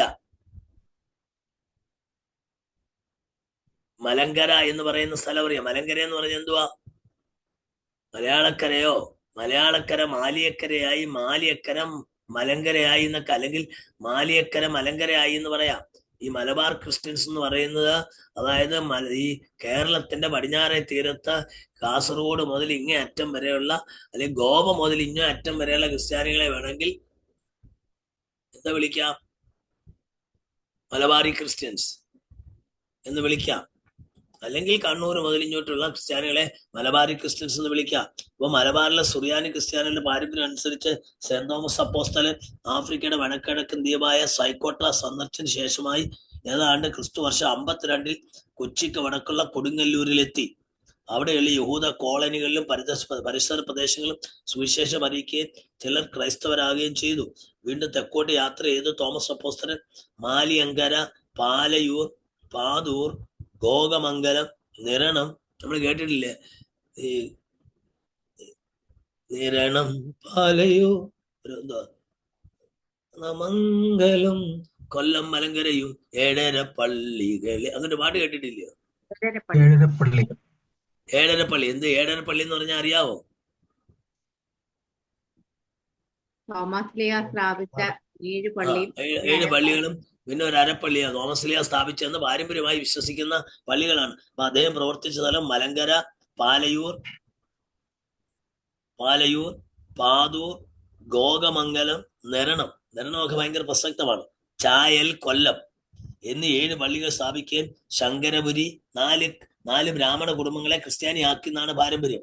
ഒന്ന് ശങ്കരപുരി, പഹലോമറ്റം, കള്ളി, കാളിയങ്കൽ. ഈ 4 ബ്രാഹ്മണ കുടുംബങ്ങളിൽ നിന്ന് മൂപ്പന്മാരെ അവരെ ക്രിസ്ത്യാനികളാക്കി 4 പേരെ മൂപ്പന്മാരായി പ്രിസ്പിറ്റന്മാരായി കൈവച്ചു വേർതിരിക്കുകയും തുടർന്ന് കിഴക്കോട്ട് യാത്ര ചെയ്ത് താൻ മലാക്ക, ചൈന തുടങ്ങിയ സ്ഥലങ്ങൾ സന്ദർശിച്ച ശേഷം തിരിച്ച് മധുരയിലെ മൈലാപ്പൂരിൽ മടങ്ങിയെത്തി. അവിടെ വെച്ച് ഏതാണ്ട് ക്രിസ്തുവർഷം 72 അസൂയാലുക്കളായ ബ്രാഹ്മണർ അദ്ദേഹത്തെ കൊന്നുകളഞ്ഞു എന്നാണ് ചരിത്രം, എന്നതാണ് പാരമ്പര്യം. മലയാറ്റൂർ പള്ളി എന്നൊക്കെ കേട്ടിട്ടില്ലേ? മൈലാപ്പൂർ എന്നൊക്കെ കേട്ടിട്ടുണ്ടോ? പോയിട്ടുണ്ട്. പോയിട്ടുണ്ടോ? Very good, thank you. അടുത്ത സെന്റ് തോമസിന്റെ പ്രവർത്തനങ്ങൾ. ആക്ട്സ് ഓഫ് തോമസ് ഈ പാരമ്പര്യ വിശ്വാസത്തെ സ്വാധീനിക്കുന്നുണ്ട്. നിങ്ങൾ ഇനി ശ്രദ്ധിക്കണം. സെന്റ് തോമസ് ഇന്ത്യയിൽ വന്നു എന്നുള്ള പാരമ്പര്യ വിശ്വാസത്തെ സ്വാധീനിക്കുന്നതിനായി നിരത്തുന്ന പ്രധാന തെളിവുകളിൽ ഒന്ന്, ശ്രദ്ധിക്കണം, 3-ാം നൂറ്റാണ്ടിൽ എഴുതിയ തോമസിന്റെ പ്രവൃത്തികൾ. എന്താ ആക്ട്സ് ഓഫ് തോമസ് എന്ന് പറഞ്ഞ് 3-ാം നൂറ്റാണ്ടിൽ ഒരു പുസ്തകം എഴുതിയിട്ടുണ്ട്. അത് വേദപുസ്തകത്തിന്റെ ഭാഗമല്ല, അതിനെ ഒരു അപ്പോക്രിഫ പുസ്തകം എന്നാണ് വിളിക്കുന്നത്. എന്താണ് അപ്പോക്രിഫ പുസ്തകം എന്ന് പറഞ്ഞാൽ?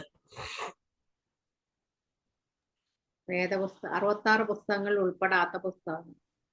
66 പുസ്തകങ്ങൾ ഉൾപ്പെടാതെ അതിന് പുറത്തുള്ള പുസ്തകങ്ങൾ. അപ്പോ എന്ന് പറഞ്ഞാൽ, അപ്പോ എന്ന് നമ്മൾ മലയാളത്തിൽ പറയുമ്പോൾ എപ്പി എന്ന് പറയുന്ന ഗ്രീക്ക് എപ്പിഗ്രാഫ്. ഗ്രാഫ് എന്ന് ഗ്രീക്കിൽ പറഞ്ഞാൽ ഗ്രാഫോ, റൈറ്റിംഗ് എന്നാണ്. ഗ്രാഫേ റൈറ്റിംഗ്, ഗ്രാഫോ ഐ റൈറ്റ്. അപ്പൊ എപ്പി എന്ന് പറഞ്ഞാൽ പുറത്ത്, മുകളിൽ എന്നൊക്കെയാണ്. അതായത് ഗ്രീക്കിൽ അതൊരു പ്രിപ്പോസിഷൻ ആണ്. എപ്പിഗ്രാഫ് എന്നാണ് ഇംഗ്ലീഷിൽ പറയുന്നത്. എന്താണ് എപ്പിഗ്രാഫ് എന്ന് പറഞ്ഞാൽ എഴുത്തുകൾക്ക് പുറത്തുള്ളത്, വിശുദ്ധ എഴുത്തുകൾക്ക് പുറത്തുള്ള പുസ്തകങ്ങൾ. അതിന്റെ തന്നെ മലയാളമൈസ്ഡ് വെർഷൻ ആണ് എന്താ? അപ്പോക്രിഫ.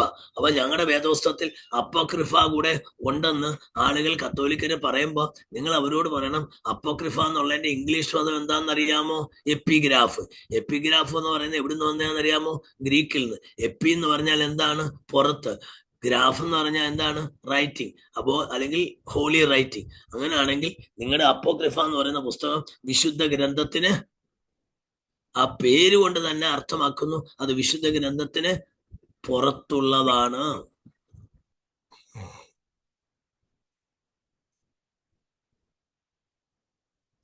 ഓക്കെ, അപ്പം അങ്ങനെയുള്ള ഒരു പുസ്തകമാണ് ഏത് പുസ്തകം?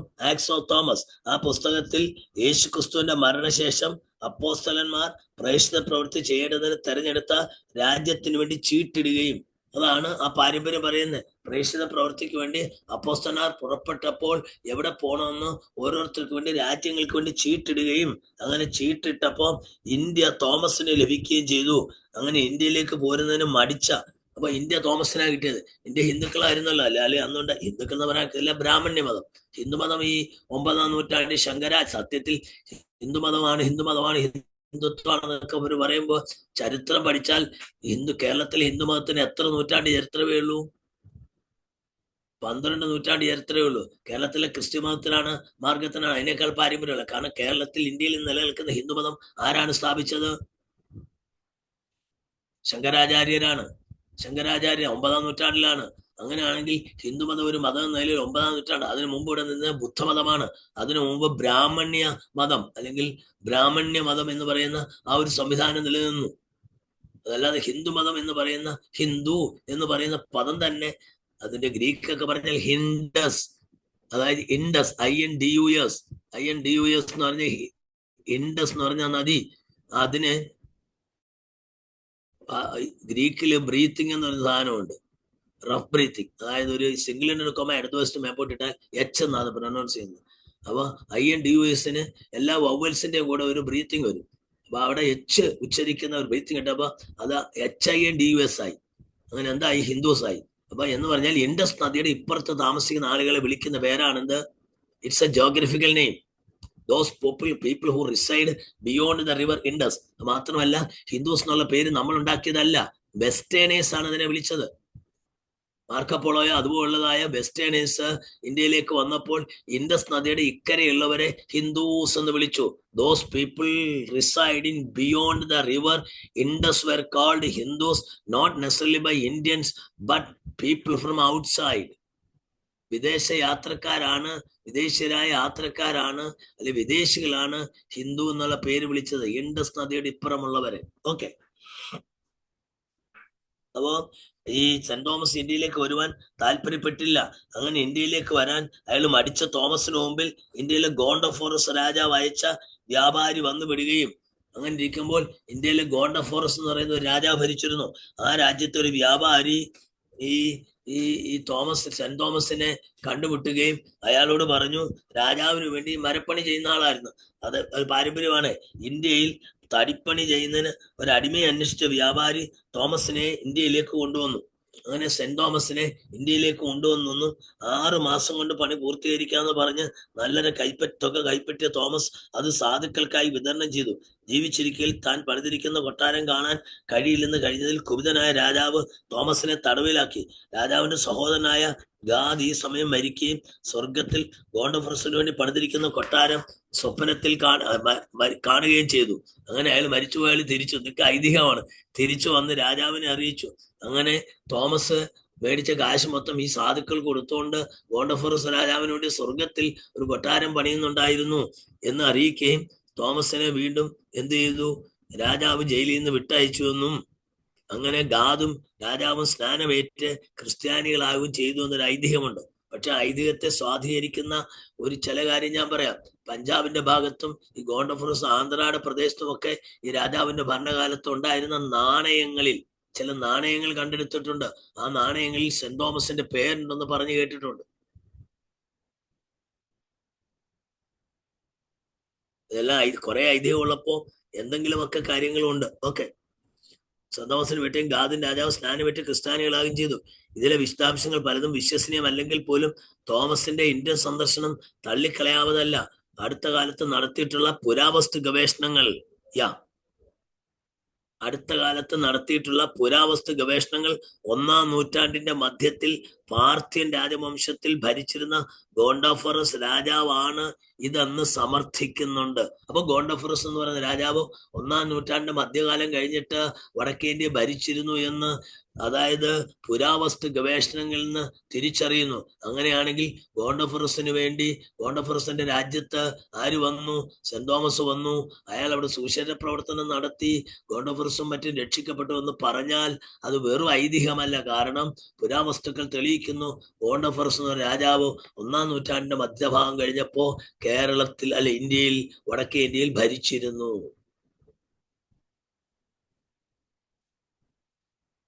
ഇനി അപ്പം സെന്റ് തോമസ് കേരളത്തിൽ വന്നു എന്നുള്ളതിന്റെ ഒരു തെളിവ്, പാരമ്പര്യ തെളിവ് ഇതാണ്. നിങ്ങൾക്ക് മനസ്സിലായോ? അതായത് ഗോണ്ടഫറസ് രാജാവിന്റെ കൊട്ടാരത്തിൽ വന്നു. ഗോണ്ടഫറസ് രാജാവിന് വേണ്ടി കൊട്ടാരം പണിയാൻ വന്നു. കൊട്ടാരം പണിയാതെ സാധുക്കൾ കാശ് കൊടുത്തു. ഗോണ്ടഫറസ് രാജാവിന്റെ സഹോദരൻ മരിച്ചപ്പോൾ ഗോണ്ടഫറസിന് വേണ്ടി സ്വർഗത്തിലൊരു കെട്ടിടം പണിയുന്നതായി ദർശനം കണ്ടു. അയാൾ വീണ്ടും ജീവിച്ചെഴുന്നേറ്റ് വന്നു. അങ്ങനെ ഗോണ്ടഫറസിനോട് പറഞ്ഞു. അങ്ങനെ സെന്റ് തോമസിനെ തടവിൽ നിന്ന് പുറത്താക്കി. ഒടുവിൽ രാജാവിന്റെ സഹോദരനും രക്ഷിക്കപ്പെട്ട് സ്നാനമേറ്റ് ക്രിസ്ത്യാനികളായി എന്ന് ഒരു ഐതിഹ്യമുള്ളപ്പോൾ ഗോണ്ടഫറസ് വടക്കേ ഇന്ത്യ ഭരിച്ചിരുന്ന 1-ാം നൂറ്റാണ്ടിന്റെ 2-ാം കാലഘട്ടത്തിൽ, മധ്യകാലഘട്ടത്തിൽ വടക്കേ ഇന്ത്യ ഭരിച്ചിരുന്ന രാജാവായിരുന്നു എന്ന് ഇന്നത്തെ പുരാവസ്തു ഗവേഷണങ്ങൾ തെളിയിച്ചതുകൊണ്ട് ഈ ഐതിഹ്യത്തിന് ഒരു ചെറിയ പിൻബലം കിട്ടുന്നുണ്ട്. ഇനി സെന്റ് തോമസ് കേരളത്തിൽ വന്നു. സഭാപിതാക്കന്മാരുടെ എഴുത്തുകളിൽ അങ്ങനെ രേഖപ്പെടുത്തിയിട്ടുണ്ട്. 3-ാം നൂറ്റാണ്ട് വരെ സഭാപിതാക്കന്മാരുടെ എഴുത്തുകളിലൊന്നും പരാമർശങ്ങൾ ഇല്ലായിരുന്നെങ്കിലും 4-ാം നൂറ്റാണ്ടിന്റെ മധ്യകാലം മുതൽ അവിടെയായി ഗ്രിഗറി, അംബ്രോസ്, എഫ്രൈം, ജെറോം എന്നിവയുടെ എഴുത്തുകളിൽ ഇന്ത്യയെയും തോമസ് അപ്പോസ്തലനെയും കുറിച്ചുള്ള പരാമർശങ്ങൾ കാണാം. എന്നാൽ പിൽക്കാലത്ത് 4-ാം നൂറ്റാണ്ട് മുതൽ ജീവിച്ചിരുന്ന മറ്റു പല രാജ്യങ്ങളുടെയും സഭാപിതാക്കന്മാർ അവർ കത്തെഴുതുമ്പോൾ ഇന്ത്യയെ പരാമർശിച്ചു. അപ്പോസ്തലനായ തോമസ് ഇന്ത്യയിൽ വന്നു എന്ന് അവർ സൂചിപ്പിച്ചിട്ടുണ്ട്. ഉദാഹരണമായി ജെറോം എന്ന് പറയുന്ന ആളിനെ അറിയായിരിക്കും. 4-ാം നൂറ്റാണ്ടിൽ ജീവിച്ചിരുന്ന ഒരു സഭാപിതാവാണ്. ജെറോം ബൈബിൾ കമന്ററിയിൽ നിന്ന് മേടിക്കാൻ കിട്ടും. ജെറോം എന്ന് പറയുന്ന ആൾ യേശു ക്രിസ്തുവിന്റെ ഉയർത്തെഴുന്നേൽപ്പിന് ശേഷമുള്ള സർവ്വവ്യാപിത്വത്തെ കുറിച്ച് പറയുമ്പോൾ അവൻ എല്ലായിടത്തും വസിച്ചു. ജെറോം യേശു സർവ്വവ്യാപിയായി. ഉയർത്തെഴുന്നേറ്റ ശേഷം അവൻ മുറി അടച്ചിരിക്കുമ്പോൾ, വാതിൽ അടച്ചിരിക്കുമ്പോൾ നടുവിലൊന്ന് നിന്നു. നിങ്ങൾക്ക് മുമ്പ് യേശു ഗലീലയിൽ പോകുമെന്ന് പറയുമ്പോൾ അവർ ഗലീലയിൽ എത്തുന്നതിന് മുമ്പ് യേശു അവർക്ക് വഴിയിൽ പ്രത്യക്ഷനായി. അങ്ങനെ സംഭവങ്ങൾ പറയുമ്പോൾ ഈ ജെറോം പറയുന്നു അവൻ എല്ലായിടത്തും വസിച്ചു. തോമസിനോടുകൂടെ ഇന്ത്യയിലും, പത്രോസിനോടുകൂടെ റോമിലും, പൗലോസിനോടുകൂടെ ഇല്ലിരിക്കയിലും, തീമത്തിയോസിനോടുകൂടെ ക്രേത്തയിലും, അന്ത്രയോസിനോടെ അഖായയിലും, ഓരോരോ അപ്പോസ്തലന്മാരുടെ കൂടെ ഓരോരോ രാജ്യങ്ങളിലും യേശു ഉണ്ടായിരുന്നു എന്ന് ആര് രേഖപ്പെടുത്തിയിട്ടുണ്ട്? ജെറോം എന്ന സഭാപിതാവ്. ആര്? ജെറോം എന്ന സഭാപിതാവ് പറയുന്നു യേശു എല്ലായിടത്തും ഉണ്ടായിരുന്നു. തോമസ് അപ്പോസ്തലനോടെ ഇന്ത്യയിൽ, പത്രോസിനോടെ റോമിൽ, പൗലോസിനോടെ ഇല്ലിരിക്ക പട്ടണത്തിൽ, ഇല്ലിരിക്ക സ്ഥലത്ത്, തിമത്യോസിനോടെ ക്രേത്തിൽ, അന്ത്രയോസിനോടെ അഖായിൽ. ഇങ്ങനെ ഓരോ അപ്പോസ്തലന്മാരുടെ കൂടെ അവരെവിടൊക്കെ ഉണ്ടായിരുന്നു പോയോ അവരോടുകൂടെ ആരുണ്ടായിരുന്നു? യേശു ഉണ്ടായിരുന്നു. ഇനി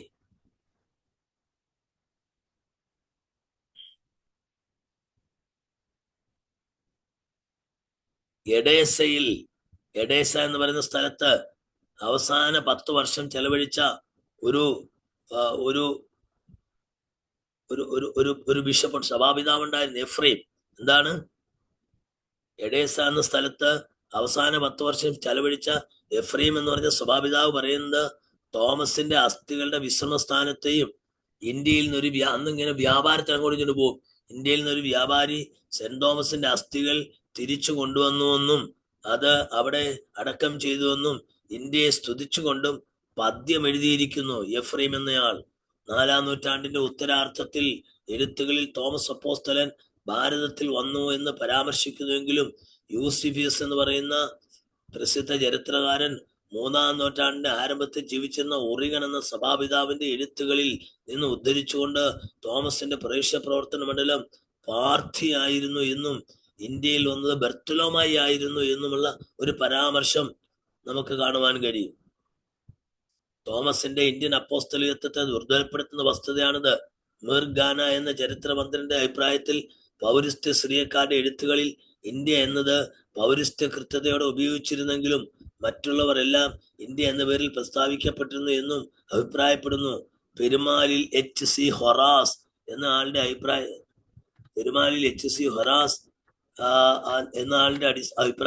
ആളുടെ അഭിപ്രായത്തിൽ ഇന്ത്യ എന്നത് ഉദ്ദേശിച്ചിരിക്കുന്നത് ഒരു രാജ്യം തന്നെ ആയിരുന്നു എന്നുള്ളതാണ്.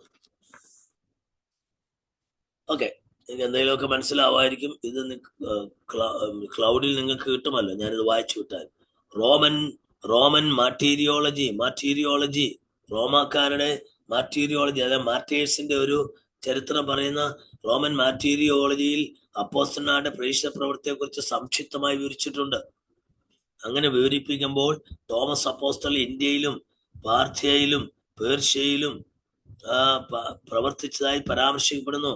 ഇന്ത്യയിലെ കലാമിന എന്ന സ്ഥലത്ത് വെച്ച് അദ്ദേഹം രക്തസാക്ഷിയായതായും രേഖപ്പെടുത്തിയിരിക്കുന്നു. 3-ാം നൂറ്റാണ്ടിൽ എഴുതിയ ഡിഡാസ്കലിയ അപ്പാറ്റലോറം മീൻസ് അപ്പോസ്തലന്മാരുടെ പഠിപ്പിക്കലുകൾ അനുസരിച്ച് ഇന്ത്യയിലെ പുരോഹിതരെ ക്രിസ്തീയ ശുശ്രൂഷരെ നിയമിച്ചതും സഭാഭരണം നിർവഹിച്ചതും തോമസ് ആണ്. മാത്രമല്ല ഇന്ത്യയിൽ നിന്നുള്ള തോമസ് അപ്പോസ്തലത്വത്തെ സ്ഥാപിക്കാൻ കഴിയുന്ന തെളിവുകളുണ്ട്. ഇതിൽ നിന്നെല്ലാം ഇന്ത്യയിൽ സുവിശേഷം എത്തിച്ചതും സഭകൾ സ്ഥാപിച്ചതും തോമസ് അപ്പോസ്തലനാണെന്ന് 4-ാം നൂറ്റാണ്ടിൽ പൊതുവായി വിശ്വസിച്ചതായി കരുതുന്നു. അടുത്തത് വിദേശ സഞ്ചാരികൾ തോമസിന്റെ ഇന്ത്യൻ അപ്പോസ്തലികത്വം ഒരു പോർച്ചുഗീസുകാരുടെ സൃഷ്ടിയാണെന്ന് പറയുന്നുണ്ട്. എന്നാൽ 16-ാം നൂറ്റാണ്ടിൽ പോർച്ചുഗീസുകാർ ഇന്ത്യയിൽ എത്തുന്നതിന് മുമ്പ് തന്നെ വിദേശിയുടെ യാത്രാ വിമാനങ്ങളിൽ തോമസിന്റെ പ്രവർത്തന മേഖല ഇന്ത്യ ആയിരുന്നു എന്നുള്ളതിന് വേണ്ടത്ര തെളിവുകളുണ്ട്. ആയതിനാൽ ഇത് 16-ാം നൂറ്റാണ്ടിൽ വന്ന പോർച്ചുഗീസുകാരുടെ സൃഷ്ടിയല്ല എന്ന് വ്യക്തമാണ്. 1288, 1292 എന്നീ വർഷങ്ങളിൽ ഇന്ത്യ സന്ദർശിച്ചിരുന്ന ഞാൻ നേരത്തെ പറഞ്ഞ വെനീഷ്യൻ സഞ്ചാരി മാർക്കോ പോളോ ഇന്ത്യയിലെ ഒരു ചെറിയ പട്ടണത്തിൽ തോമസ് അപ്പോസ്തലന്റേതെന്ന് പറയപ്പെടുന്ന ഒരു ശവകുടീരം കണ്ടതായി രേഖപ്പെടുത്തിയിരിക്കുന്നു. ക്രിസ്ത്യാനികളുടെയും മുഹമ്മദിയരുടെയും തീർത്ഥാടന കേന്ദ്രമായ ഒരു ചെറിയ പട്ടണം മൈലാപ്പൂർ, അത് മദ്രാസിനടുത്താണ് എന്ന് വിശ്വസിക്കപ്പെടുന്നു. 1517 ഇന്ത്യ സന്ദർശിച്ച പോർച്ചുഗീസുകാർ തോമസ് അപ്പോസ്തലനെ സംസ്കരിച്ച സ്ഥലത്ത് പടികഴിപ്പിച്ചിട്ടുള്ളൊരു പള്ളിയെ പറ്റി പരാമർശിച്ചിട്ടുണ്ട്. അവിടെയുള്ള ഒരു മുഹമ്മദീയൻ ഈ വിവരം പറഞ്ഞതായി രേഖപ്പെടുത്തിയിട്ടുണ്ട്. മൊൺട്രോ കോർവിനിയോയിലെ John 1292-93, Odoric 1324-325, John de Marignolli, Niccolo de Conti എന്നീ യൂറോപ്യൻ സന്ദർശകരും ഇന്ത്യൻ അപ്പോസ്തലികത്വത്തെ പിന്തുണയ്ക്കുന്ന തെളിവുകൾ നൽകുന്നുണ്ട്. തിയോഡോർ തോമസ് അപ്പോസ്തലന്റെ ശവകുടീരത്തിന് മുകളിൽ പണിതിരിക്കുന്ന ആശ്രമത്തെക്കുറിച്ച് ഗ്രിഗറിയോടെ പറഞ്ഞതായി 590 എഴുതിയ രേഖയിൽ പരാമർശിച്ചിട്ടുണ്ട്. 525-നും 530-നും ഇടയിൽ ഇന്ത്യ സന്ദർശിച്ചിട്ടുള്ള കോസ്മാസ് അല്ലെങ്കിൽ കുരുമുളക് വിളയുന്ന മാലി എന്ന സ്ഥലത്തുള്ള സഭയെയും പേർഷ്യയിൽ നിന്ന് നിയമിച്ചിരിക്കുന്ന ശുശ്രൂഷനെയും പറ്റി പരാമർശിക്കുന്നതാണ് മറ്റൊരു പ്രധാന രേഖ. മാലി എന്നത് മലബാർ ആയിരിക്കാമെന്ന് ചരിത്രകാരന്മാർ അഭിപ്രായപ്പെടുന്നു. മേൽപ്പറഞ്ഞ വിദേശ സഞ്ചാരികളുടെ എഴുത്തുകളിൻ പ്രകാരം തോമസിന്റെ ശവകുടീരം വന്നത് 16-ാം നൂറ്റാണ്ടിലെത്തിയ പോർച്ചുഗീസുകാരുടെ സൃഷ്ടിയല്ല എന്ന് വ്യക്തമാണ്. കാരണം 12-ാം നൂറ്റാണ്ടിലും 13-ാം നൂറ്റാണ്ടിലും ഒക്കെ എഴുത്തുകാര് തോമസിന്റെ ശവകുടീരം കണ്ടു എന്ന് രേഖപ്പെടുത്തിയിട്ടുണ്ട്. 3-4 നൂറ്റാണ്ടുകളിലെ പിതാക്കന്മാരുടെ എഴുത്തുകളിൽ തുടങ്ങി വിദേശ സഞ്ചാരികളുടെ രേഖകളും മലബാറിലെ സുറിയാനി ക്രിസ്ത്യാനികളുടെ പാരമ്പര്യ വിശ്വാസവും തുടർന്ന് പോർച്ചുഗീസുകാർ ശവകുടീരത്തിൽ നടത്തിയ ഗവേഷണങ്ങളെയെല്ലാം വെളിച്ചത്തിൽ തോമസ് അപ്പോസ്തലൻ ഇന്ത്യയിൽ വന്ന് സഭകൾ സ്ഥാപിച്ചു എന്ന് പൊതുവെ വിശ്വസിക്കപ്പെടുന്നു. എന്നാൽ തോമസിന്റെ ഇന്ത്യൻ അപ്പോസ്തലത്തെ നിഷേധിക്കുന്നവരും അതിനുപോൽകരമായി തെളിവുകൾ നിരത്തുന്നുണ്ട്. തോമസിന്റെ ഇന്ത്യൻ അപ്പോസ്തലത്തിനെ സ്ഥാപിക്കുന്ന തെളിവുകൾ ഉള്ളതുപോലെ അതിനെ നിഷേധിക്കുന്നതിനും തെളിവുകളുണ്ടെന്ന് അവർ വാദിക്കുന്നു. അനിഷേധ്യമായ തെളിവുകളാൽ തെളിയിക്കപ്പെടും വരെ തോമസ് ഇന്ത്യയിലെത്തി സഭകൾ സ്ഥാപിച്ചു എന്നുള്ളത് കേവലം അസംഭവമല്ലാത്തൊരു കാര്യം എന്ന് മാത്രം കരുതിയാൽ മതിയാകും. ചരിത്രകാരന്മാരുടെ കൂട്ടത്തിൽ തോമസ് ഇന്ത്യയിൽ വടക്കും തെക്കും വന്നുവെന്നും അല്ല തെക്ക് മാത്രമാണ് വന്നതെന്നും കെൻ ഡാനിയൽ, EM ഫിലിപ്പ് വടക്ക് മാത്രമാണ് വന്നതെന്നും മിൽനെ റാക്ക് വാദിക്കുന്നവരുണ്ട്. ഇവർ രണ്ടുപേരും അങ്ങനെ വാദിക്കുന്നു. എന്നാൽ ബാസ്നേജ്, ചില്ലമണ്ട്, ലാക്കോസ്, ജെയിംസ് ഹാഫ്, ജോൺ കീ എന്നീ എഴുത്തുകാർ അപ്പോസ്തലൻ ഇന്ത്യയിൽ വന്നിട്ടേ ഇല്ലെന്ന് വാദിക്കുന്നവരുമാണ്. ഓക്കെ, അടുത്തത് ഇന്ത്യൻ സഭയുടെ പേർഷ്യൻ ബന്ധം. ഞാൻ നിങ്ങൾ പറഞ്ഞല്ലോ, ഇന്ത്യൻ സഭയ്ക്ക് ആരുമായിട്ടാണ് ബന്ധം? പാർത്തിരാക്കിസുകാരുമായിട്ടാണ് ബന്ധം. ഇന്ത്യൻ സഭയ്ക്ക് ആരുമായിട്ടാണ് ബന്ധം? ഓക്കെ, നമ്മൾ കിഴക്കന്റെ സഭയായിട്ടാണ് ബന്ധം. സുറിയാനി സഭ എന്നുള്ള പേര് വന്നല്ലോ. ഇനി ആ പേർഷ്യ ബന്ധം പറയാൻ പോകാം. ഇന്ത്യയിലെ ക്രൈസ്തവ സഭ അതിന്റെ ആരംഭം മുതൽ തന്നെ പേർഷ്യൻ സഭയുമായി ബന്ധം പുലർത്തിയിരുന്നതായും മിക്കവാറും ചരിത്രകാരന്മാരെല്ലാം സമ്മതിക്കുന്നുണ്ട്. പാരമ്പര്യ വിശ്വാസം അനുസരിച്ച് ക്രിസ്തുവിന്റെ ക്രൂശീകരണം കഴിഞ്ഞ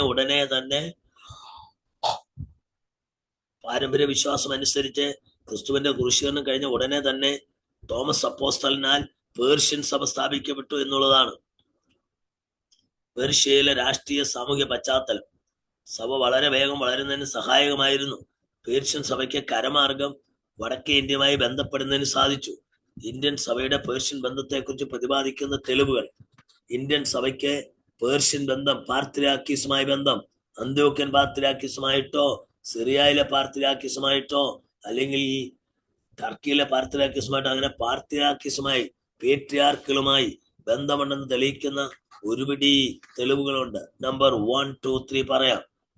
ആദ്യമായി നമുക്ക് ലഭിക്കുന്ന തെളിവ് 3-ാം നൂറ്റാണ്ടിന്റെ അവസാനം, അതായത് ഭാരത സഭയുടെ ഏത് സഭാബന്ധമാണ്?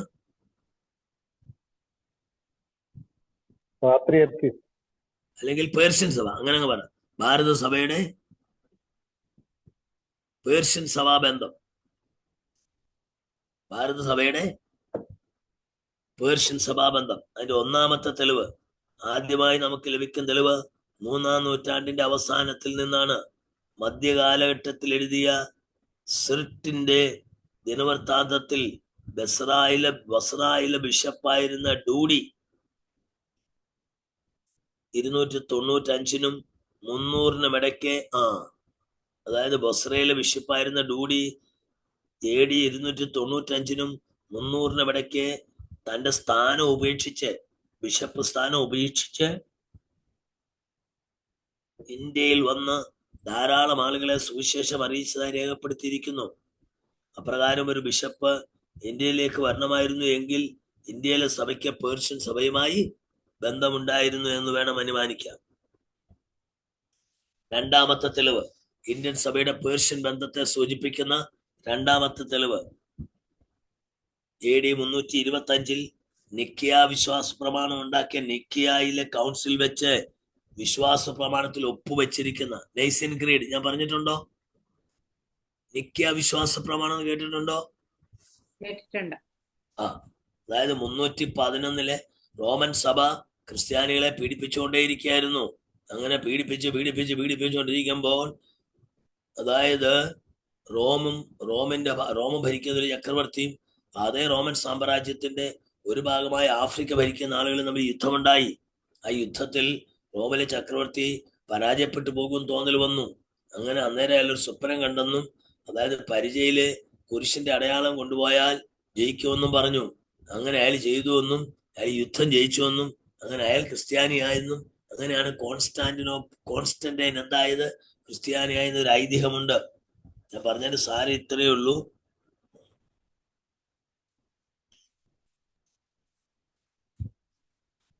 അങ്ങനെ ഈ കോൺസ്റ്റന്റൈൻ എന്ന് പറയുന്ന ആള് അതിനു മുമ്പ് AD 311 വരെ ക്രിസ്ത്യാനികൾക്ക് പീഡയുടെ കാലമായിരുന്നു.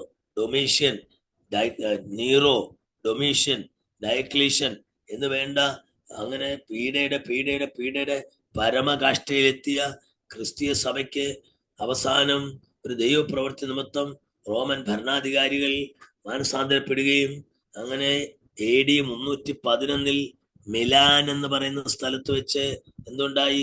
ഒരു ഉടമ്പടി ഉണ്ടായി. ആ ഉടമ്പടിയുടെ ഫലമായി ക്രിസ്തീയ മാർഗം അല്ലെങ്കിൽ ക്രൈസ്തവ മതം റോമിന്റെ ഔദ്യോഗിക മതമായി തീർന്നു. അങ്ങനെ റോമിൽ വലിയ പറ്റം ആളുകൾ ക്രിസ്ത്യാനികളായി തീർന്നു. അങ്ങനെ ക്രിസ്ത്യാനികളായി തീർന്നപ്പോ കാലം കുറെ കഴിഞ്ഞപ്പോ 311 കഴിഞ്ഞിട്ട് 325 ആയപ്പോഴേക്കും സഭയിൽ ദുരുപദേശങ്ങൾ ഉണ്ടായി. എന്തുകൊണ്ടായി?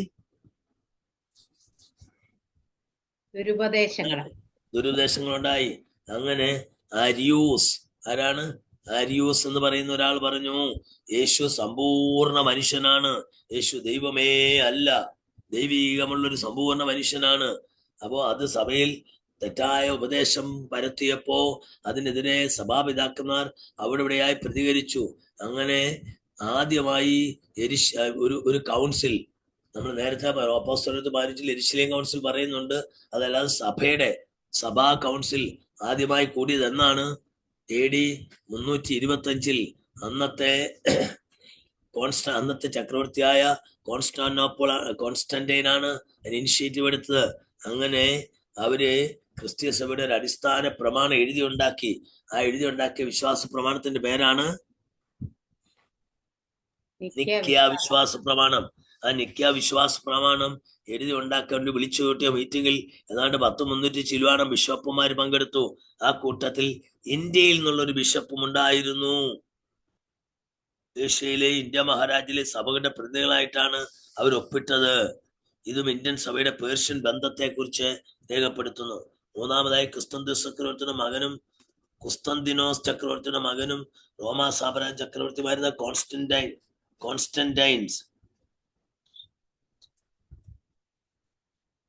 കോൺസ്റ്റന്റൈസ് ഏതാണ്ട് AD 354 അറബിയിലേക്ക് അയച്ച ക്രിസ്തീയ പ്രതിനിധി സംഘത്തിൽ ഇന്ത്യക്കാരനായ തെയോഫിലോസിന്റെ പേരും കാണുന്നു. തുടർന്ന് തെയോഫിലോസ് ഇന്ത്യയിലെത്തി സഭയിൽ ചില നവീകരണങ്ങൾ വരുത്തിയതായും കാണുന്നു. അടുത്തതായി 5-ാം നൂറ്റാണ്ടിൽ ജീവിച്ചിരുന്ന ഈശോഡാഡ് എഴുതിയ റോമാ ലേഖനത്തിന്റെ വ്യാഖ്യാന ഗ്രന്ഥത്തിന്റെ മാർജിനിൽ ഈ ലേഖനം ഇന്ത്യക്കാരനായ ദാനിയേൽ എന്ന പുരോഹിതന്റെ സഹായത്തോടുകൂടെ കൊയ്നെ ഗ്രീക്കിൽ നിന്ന് സുറിയാനിയിലേക്ക് വിവർത്തനം ചെയ്തിരിക്കുന്നതായി രേഖപ്പെടുത്തിയിരിക്കുന്നു. 5-ാമതായി റിവാർഡിഹറിലെ ബിഷപ്പും സുറിയാനി പണ്ഡിതനുമായ മാന താൻ എഴുതിയ ഗാനങ്ങളും ലേഖനങ്ങളും കൂടാതെ ഗ്രീക്കിൽ നിന്നും സുറിയാനിയിലേക്ക് വിവർത്തനം ചെയ്ത് സഭാപിതാക്കന്മാരുടെ പുസ്തകങ്ങളും ഏതാണ്ട് 470 അടുത്ത് ഇന്ത്യയിലേക്ക് അയച്ചു കൊടുത്തിരുന്നു. ഇതിൽ നിന്ന് 4-5 നൂറ്റാണ്ടിൽ തന്നെ ഇന്ത്യയിൽ ശക്തമായ ഒരു ക്രിസ്തീയ സമൂഹം ഉണ്ടായിരുന്നു എന്നും പേർഷ്യയിലെ സഭയ്ക്ക് അതിനെക്കുറിച്ച് അറിവുണ്ടായിരുന്നു എന്നും മനസ്സിലാക്കാൻ കഴിയുന്നു. ഇന്ത്യയിലെ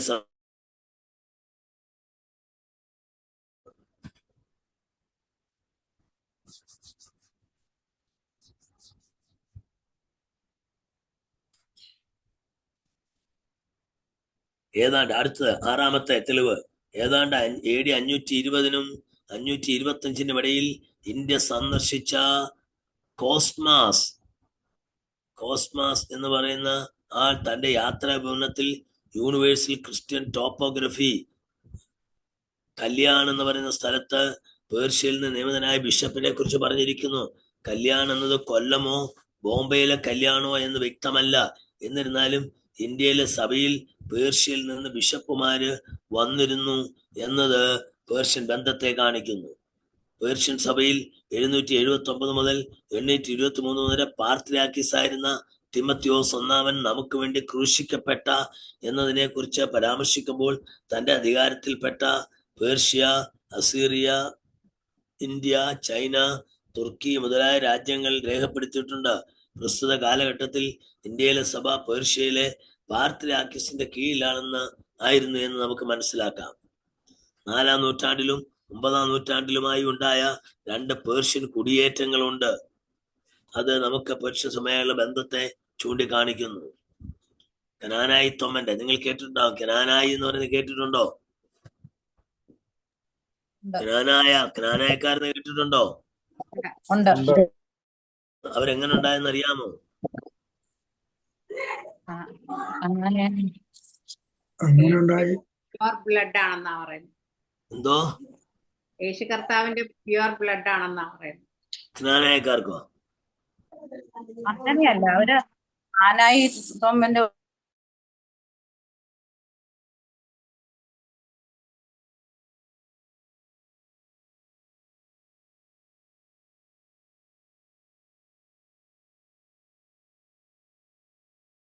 ത്തിൽ 300 അയാളുടെ കൂടെ 300-400 പേരുൾപ്പെടെ സ്ത്രീകളും കുട്ടികളും പുരോഹിതരും ഉണ്ടായിരുന്ന ഒരു സംഘം ഏതാണ്ട് AD 345 പേർഷ്യൻ രാജാവായ സപ്പോർ രണ്ടാമന്റെ കാലത്ത് കേരളത്തിലെത്തി താമസമുറപ്പിച്ചു. പേർഷ്യയിലെ പീഡന സമയത്ത് കേരളത്തിലേക്ക് രക്ഷപ്പെടുന്നതിന് പ്രചോദിതമായ വസ്തുത ഇന്ത്യയിലെ ക്രൈസ്തവരെ കുറിച്ചുള്ള അറിവാണെന്നതിന് സംശയമില്ല. 2-ാമത്തെ കുടിയേറ്റം AD 823 മാർ സപ്പോർ, മാർ പാറേട്ട് എന്ന 2 ബിഷപ്പുമാരുടെ നേതൃത്വത്തിലായിരുന്നു. തിരുവിതാംകൂർ മഹാരാജാവിൽ നിന്നും ഇന്ത്യയിൽ താമസമാക്കിയിട്ടുണ്ട് എന്ന് അനുമാനിക്കാം. ഈ കുടിയേറ്റങ്ങളെല്ലാം തന്നെ ഇന്ത്യയിലെ സഭയ്ക്ക് പേർഷ്യയുമായുള്ള ബന്ധത്തെ സൂചിപ്പിക്കുന്നു. പേർഷ്യ ബന്ധത്തെ സൂചിപ്പിക്കുന്ന മറ്റൊരു തെളിവ്, അതായത് പേർഷ്യൻ കുരിശുകളുടെ മാതൃകയാണ് തെക്കേ ഇന്ത്യയിൽ കണ്ടെടുത്തിട്ടുള്ള കുരിശുകൾക്കൊക്കെ. നിങ്ങൾ കുരിശ് കണ്ടിട്ടില്ലേ? ഇന്ത്യയിൽ നിന്ന് തെക്കേ ഇന്ത്യയിൽ നിന്ന് കുരിച്ചെടുത്ത കണ്ടിട്ടുള്ള പഴയ കുരിശുകളൊക്കെ മാതൃക ആരുടെ കുരിശ് പോലാണ്? പേർഷ്യക്കാരുടെ, പേർഷ്യൻ സഭയിലെ കുരിശ് പോലാണ്. കോട്ടയത്ത് നിന്നും മൈലാപ്പൂരിൽ നിന്നും കണ്ടെടുത്തുള്ള കുരിശുകളും അതിൽ ആലേഖനം ചെയ്തിരിക്കുന്ന വാക്കുകളും സൂചിപ്പിക്കുന്ന പേർഷ്യൻ ബന്ധമാണ്. അടുത്തത്, ഇന്ത്യൻ സഭ ഉപയോഗിച്ചു വന്നിരുന്ന ഭാഷ സുറിയാനി. ഉദയംപൂരൂർ സുന്നതേഴ്സിന് മുമ്പുണ്ടായിരുന്ന ആചാരാനുഷ്ഠാനങ്ങൾ, വിശ്വാസാചാരങ്ങൾ പേർഷ്യയിലെ നെസ്റ്റോറിയം വിശ്വാസത്തിന് അനുസൃതമായിട്ടുള്ളതായിരുന്നു എന്നുള്ളതും വിസ്മരിക്കപ്പെട്ടുകൂടാത്തായിരുന്നു. പോർച്ചുഗീസുകാർ വരുമ്പോൾ ഇന്ത്യയിൽ സഭയുടെ വിശ്വാസാചാരങ്ങൾ അവരുടെ നിന്ന് തികച്ചും വ്യത്യസ്തമായിരുന്നു മനസ്സിലാക്കാം. കന്യക മറിയത്തോടുള്ള പ്രാർത്ഥന മുതലായവ ഒന്നും ഉപയോഗിച്ചിരുന്നില്ല. കൂടാതെ പേർഷ്യ എന്നുള്ള ബിഷപ്പുമാർ ഇവിടെ ഉണ്ടായിരുന്നു എന്നതെല്ലാം പോർച്ചുഗീസുകാരുടെ വരവിന് മുമ്പ് ഇന്ത്യൻ സഭ പേർഷ്യൻ സഭയുമായി ബന്ധപ്പെട്ടിരുന്നു എന്ന് മനസ്സിലാക്കാം. ഈ ബന്ധം വളരെ പുരാതനവും കുറഞ്ഞപക്ഷം 3-ാം നൂറ്റാണ്ട് മുതൽ തുടർന്ന് പോരുന്നതായി കരുതാം.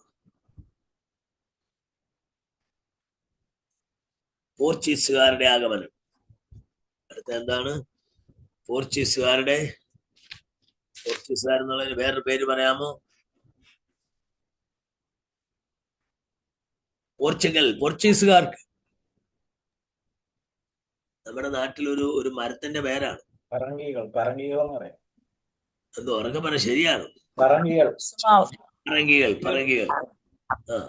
അപ്പൊ പോർച്ചുഗീസുകാരുടെ ആഗമനം, പറങ്കികളുടെ ആഗമനം, അതായത് 1498 മെയ് 21-ാം തീയതി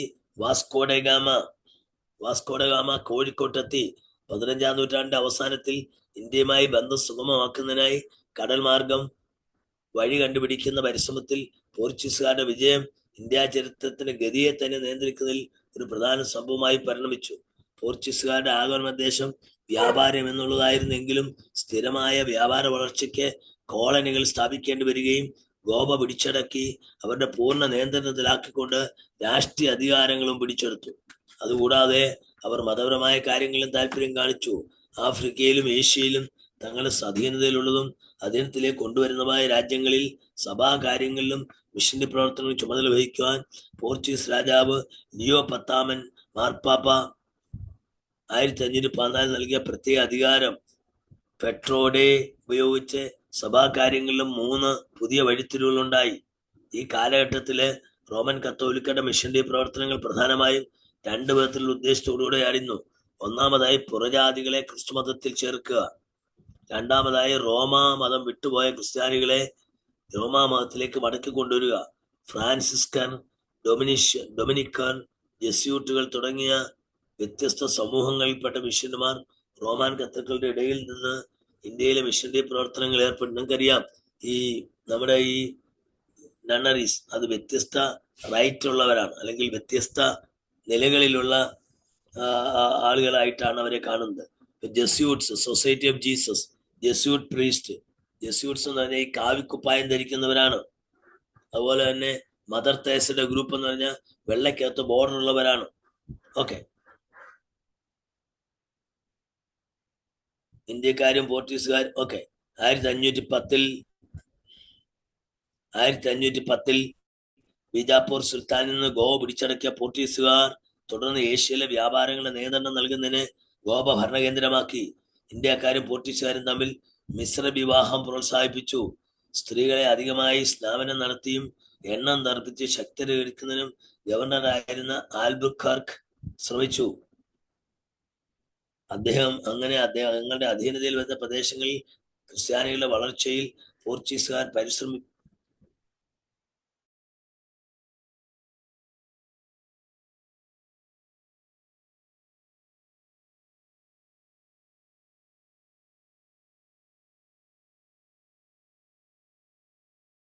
പടയാളികളെയും കൂടാതെ പുരോഹിതന്മാരും മിഷന്റെ വെളിവാക്കുന്ന സംഗതിയാണ്.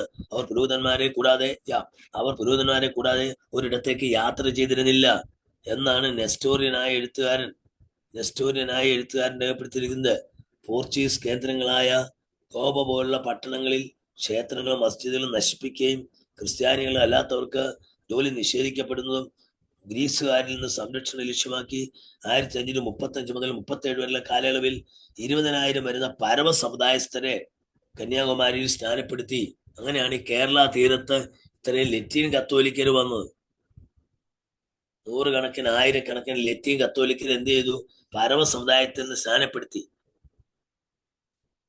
മുക്കവരുടെ കൂട്ടത്തിൽ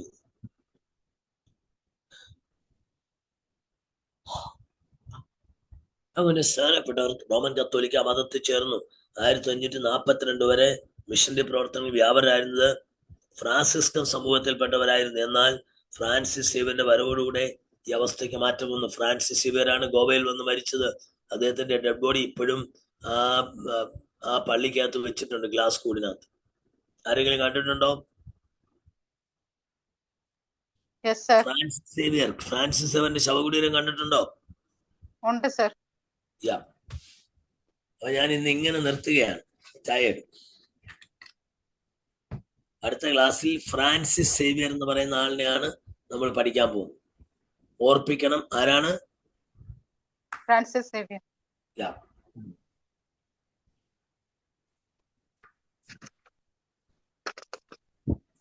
ഒരാൾ പ്രാർത്ഥിക്കും.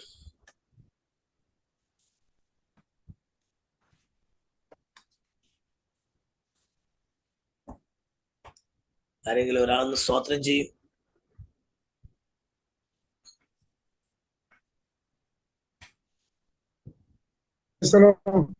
കൃഷ്ണനായ ദൈവമേ, സ്വർഗീയ നല്ല കർത്താവേ, ഈ സന്ധ്യാസമയം ഞങ്ങൾക്ക് തിരുവചന പഠനത്തോടുള്ള ബന്ധത്തില് കർത്താവേ, ഇന്ത്യൻ ചർച്ച് ക്രിസ്റ്റിയെ കുറിച്ച് പഠിക്കുവാൻ ഒരവസരം ദൈവം തന്നതിനായി സ്തോത്രം. കർത്താവേ, ദൈവവചനം പഠിക്കുന്നതോടൊപ്പം അതിന്റെ ആനുകാലിക സംഭവങ്ങൾ ഞങ്ങൾ പഠിച്ച് ദൈവരാജ്യത്തിന്റെ വ്യാപ്തിക്ക് വേണ്ടി അധ്വാനിപ്പാൻ നിശ്ചയമുള്ളവരായി തീരുവാൻ ദൈവം ഇടയാക്കണം. പ്രിയ സാറിന് വേണ്ടി പ്രാർത്ഥിക്കുന്നു. ശാരീരികമായി വളരെ ക്ഷീണവും പ്രയാസവും ഒക്കെ ഉണ്ട്. എങ്കിലും ശരീരാത്മദേഹികളെ കർത്താവ് ബലപ്പെടുത്തണമേ. വലിയ ശുശ്രൂഷയ്ക്കായി അടുത്ത ദിവസവും ദൈവം ശക്തമായി ഉപയോഗിക്കണം. ഇപ്പോൾ തൽക്കാലം ഞങ്ങൾ പിരിയുന്നു. അടുത്ത ക്ലാസ്സിൽ ഒന്നിച്ച് കാണുമ്പോൾ വലിയ സന്തോഷത്തോടെ പ്രത്യാശയോടുകൂടെ കാണുവാൻ സ്വർഗം കൃപ ചെയ്യണം. പ്രാർത്ഥന കേട്ടല്ലോ. മശിഹയുടെ വിലയേറിയ നാമത്തിൽ തന്നെ ആമേൻ. അടുത്ത വ്യാഴാഴ്ച കൊണ്ട് ഞാൻ ക്ലാസ് എടുക്കും. അത് കഴിഞ്ഞിട്ട് മോസസ് സാറാണ് കൗൺസിലിംഗ് ക്ലാസ് എടുക്കുന്നത്. അദ്ദേഹത്തിന്റെ കോഴ്സ് തീർന്നിട്ട് പിന്നെ ഇത് ഞാൻ കണ്ടിന്യൂ ചെയ്യും. അടുത്ത വ്യാഴാഴ്ച കൂടെ ഞാൻ ഈ സബ്ജക്റ്റ് എടുക്കും. അത് കഴിഞ്ഞിട്ട് ബാക്കി ഇതിനകത്തുണ്ട്. നമുക്കൊരു 3 ക്ലാസ് കൂടെ വേണ്ടി വരുമായിരിക്കും. അത് മോസസ് സാറിന്റെ ക്ലാസ് കഴിഞ്ഞിട്ട് കണ്ടിന്യൂ ചെയ്യും. Okay, thank you. Thank you sir. God bless you. Thank you sir.